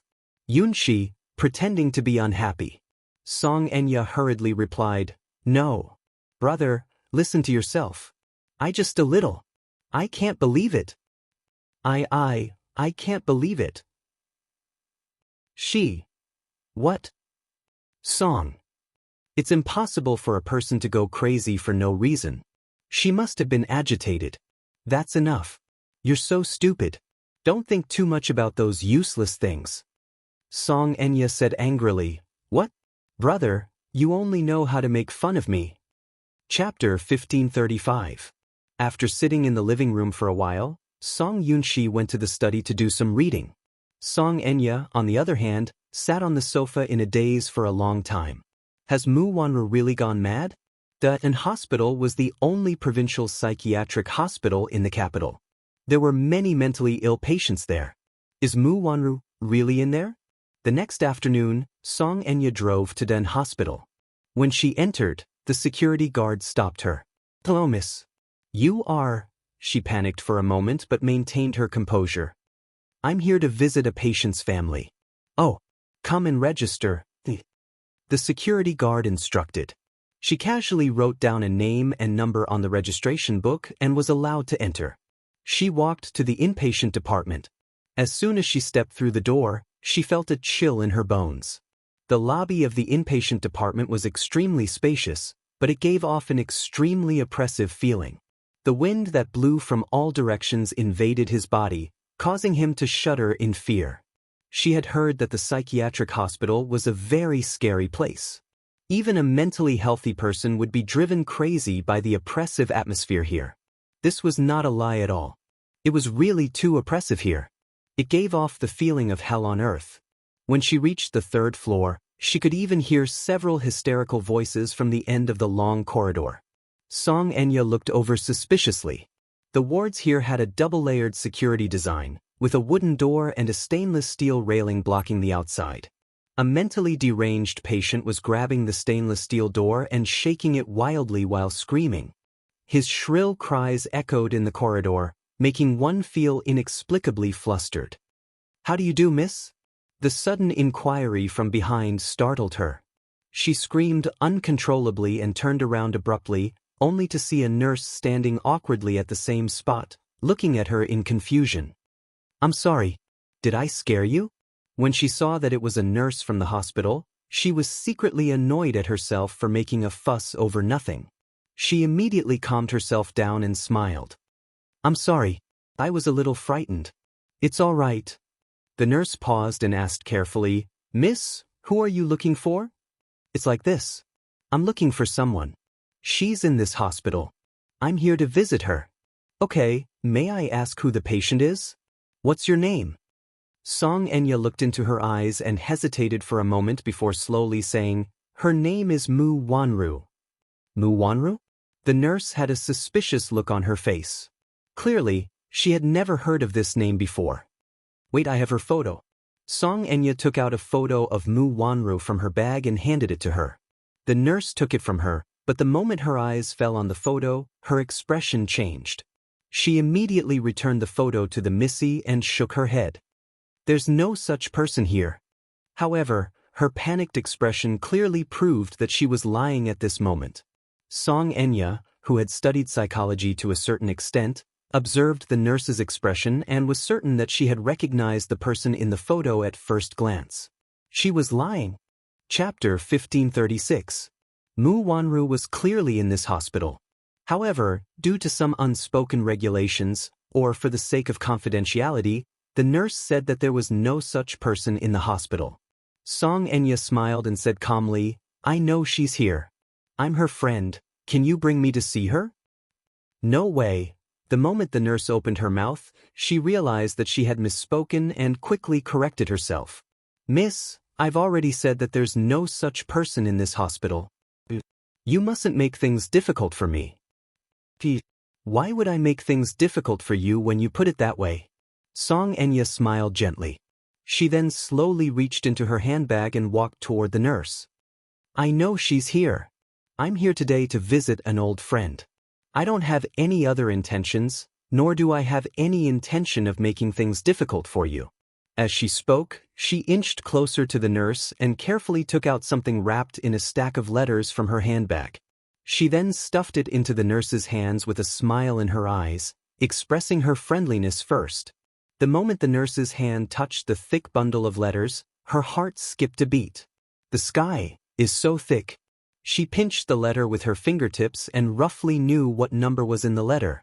The nurse's face became a little hesitant. She looked at the woman with a friendly smile in front of her with some hesitation. "Miss, I won't hide it from you. The person in the photo you showed me earlier is indeed in this hospital. However, the director has made it clear that this patient's identity is very special, so no one is allowed to visit her. No matter who you meet, you have to announce to the public that there's no such person." The corners of Song Enya's lips curled up, but the smile in her eyes deepened. I know the rules. As long as you bring me to see her, I'll pretend that nothing happened after that. After a pause, she added, as long as you bring me to see this person, I'll give you more benefits. Trust me. The nurse hesitated for a long time, but the thick stack of letters in her hands was too tempting. She had a count in her hands. She touched the letter and found that it was definitely a 5-digit number. What a tempting number! She had worked in this hospital for 3 years, and her monthly salary, including performance, was at most 3,000 to 4,000 yuan. Such a huge sum of money was equivalent to a pie falling from the sky. She held it in her hands and was reluctant to let it go. Humans were all greedy for money. With money, it was naturally easy to pave the way. The nurse was finally tempted. She took the money and led the way without saying a word. Song Enya followed her all the way out of the inpatient department. After passing through 18 winding water bridges and corridors, they arrived at a small, secluded building. This small building was the old building of an hospital. 10 years ago, after the government allocated funds to trim the new building, this old inpatient building was completely abandoned. However, because the quality of the building was still acceptable, it was not torn down. After some renovation, it became a dormitory. Chapter 1537. She had a count in her hands. She touched the letter and found that it was definitely a 5-digit number. What a tempting number! She had worked in this hospital for 3 years, and her monthly salary, including performance, was at most 3,000 to 4,000 yuan. Such a huge sum of money was equivalent to a pie falling from the sky. She held it in her hands and was reluctant to let it go. Humans were all greedy for money. It was naturally easy to pave the way with money. The nurse was finally tempted. She took the money and led the way without saying a word. Song Enya followed her all the way out of the inpatient department. After passing through 18 winding water bridges and corridors, they arrived at a small, remote building. This small building was Den Hospital's old building. 10 years ago, after the government allocated funds to renovate a new building, this old inpatient department building was completely abandoned. However, because the building's quality was passable, it was not demolished. After some renovation, it became a dormitory. The nurse led her all the way to the 3rd floor and stopped at the door of a ward on the 3rd floor. She then reminded her, the patient's condition is very unstable. She often goes crazy, so you can't go in. You can only stand at the door and take a few glances. Also, it's best to stay away from the door, lest you hurt yourself. Song Enya nodded. Okay, I understand. Then, I'll open the door now. Please take a few steps back. Song Enya obediently took a few steps back and watched nervously. The nurse unlocked the iron door first, then pushed open another door inside. She then closed the iron door and locked it again. Song Enya could not help but walk forward. Through the heavy metal bars, she finally saw the back of the person in the ward. She hugged her knees and sat on the bed with her back facing the door. Her whole body was trembling slightly, and her hands were constantly pulling at her hair. A piece of hair that had been pulled out was on the snow-white bedsheet. However, she did not seem to know the pain as she continued to pull at her hair, as if she could not wait to pull out all the messy hair on her head. In his memory, Mu Wanru had long hair that made people envious. It was black and shiny, with a natural and beautiful luster. But now, her beautiful hair seemed to have been cut short by a lot. It was so messy that it looked like it had been a long time since she washed it. Her hair was dirty and messy. Because it was too greasy, her hair seemed to have clumped together. She seemed to feel that her scalp was extremely itchy. She scratched and pulled at it. Some places were scratched so hard that a bald patch was left. Song Enya furrowed her brows in disgust. As soon as the door was opened, a stench from inside hit her in the face. It was as if the person had not bathed for a long time. The combination of the sour stench and the stench of excrement was nauseating. When the patient's condition is unstable, he often loses control of his bowels and excrement. His clothes are stained with his excrement, so there's a stench in the room, the nurse explained. Song Enya was a clean freak, so when she smelled the stench, she could not help taking out her handkerchief to cover her nose and mouth. The nurse smiled a little awkwardly. I didn't have time to clean it up today. She must be filthy now. Why don't you come again next time? No need.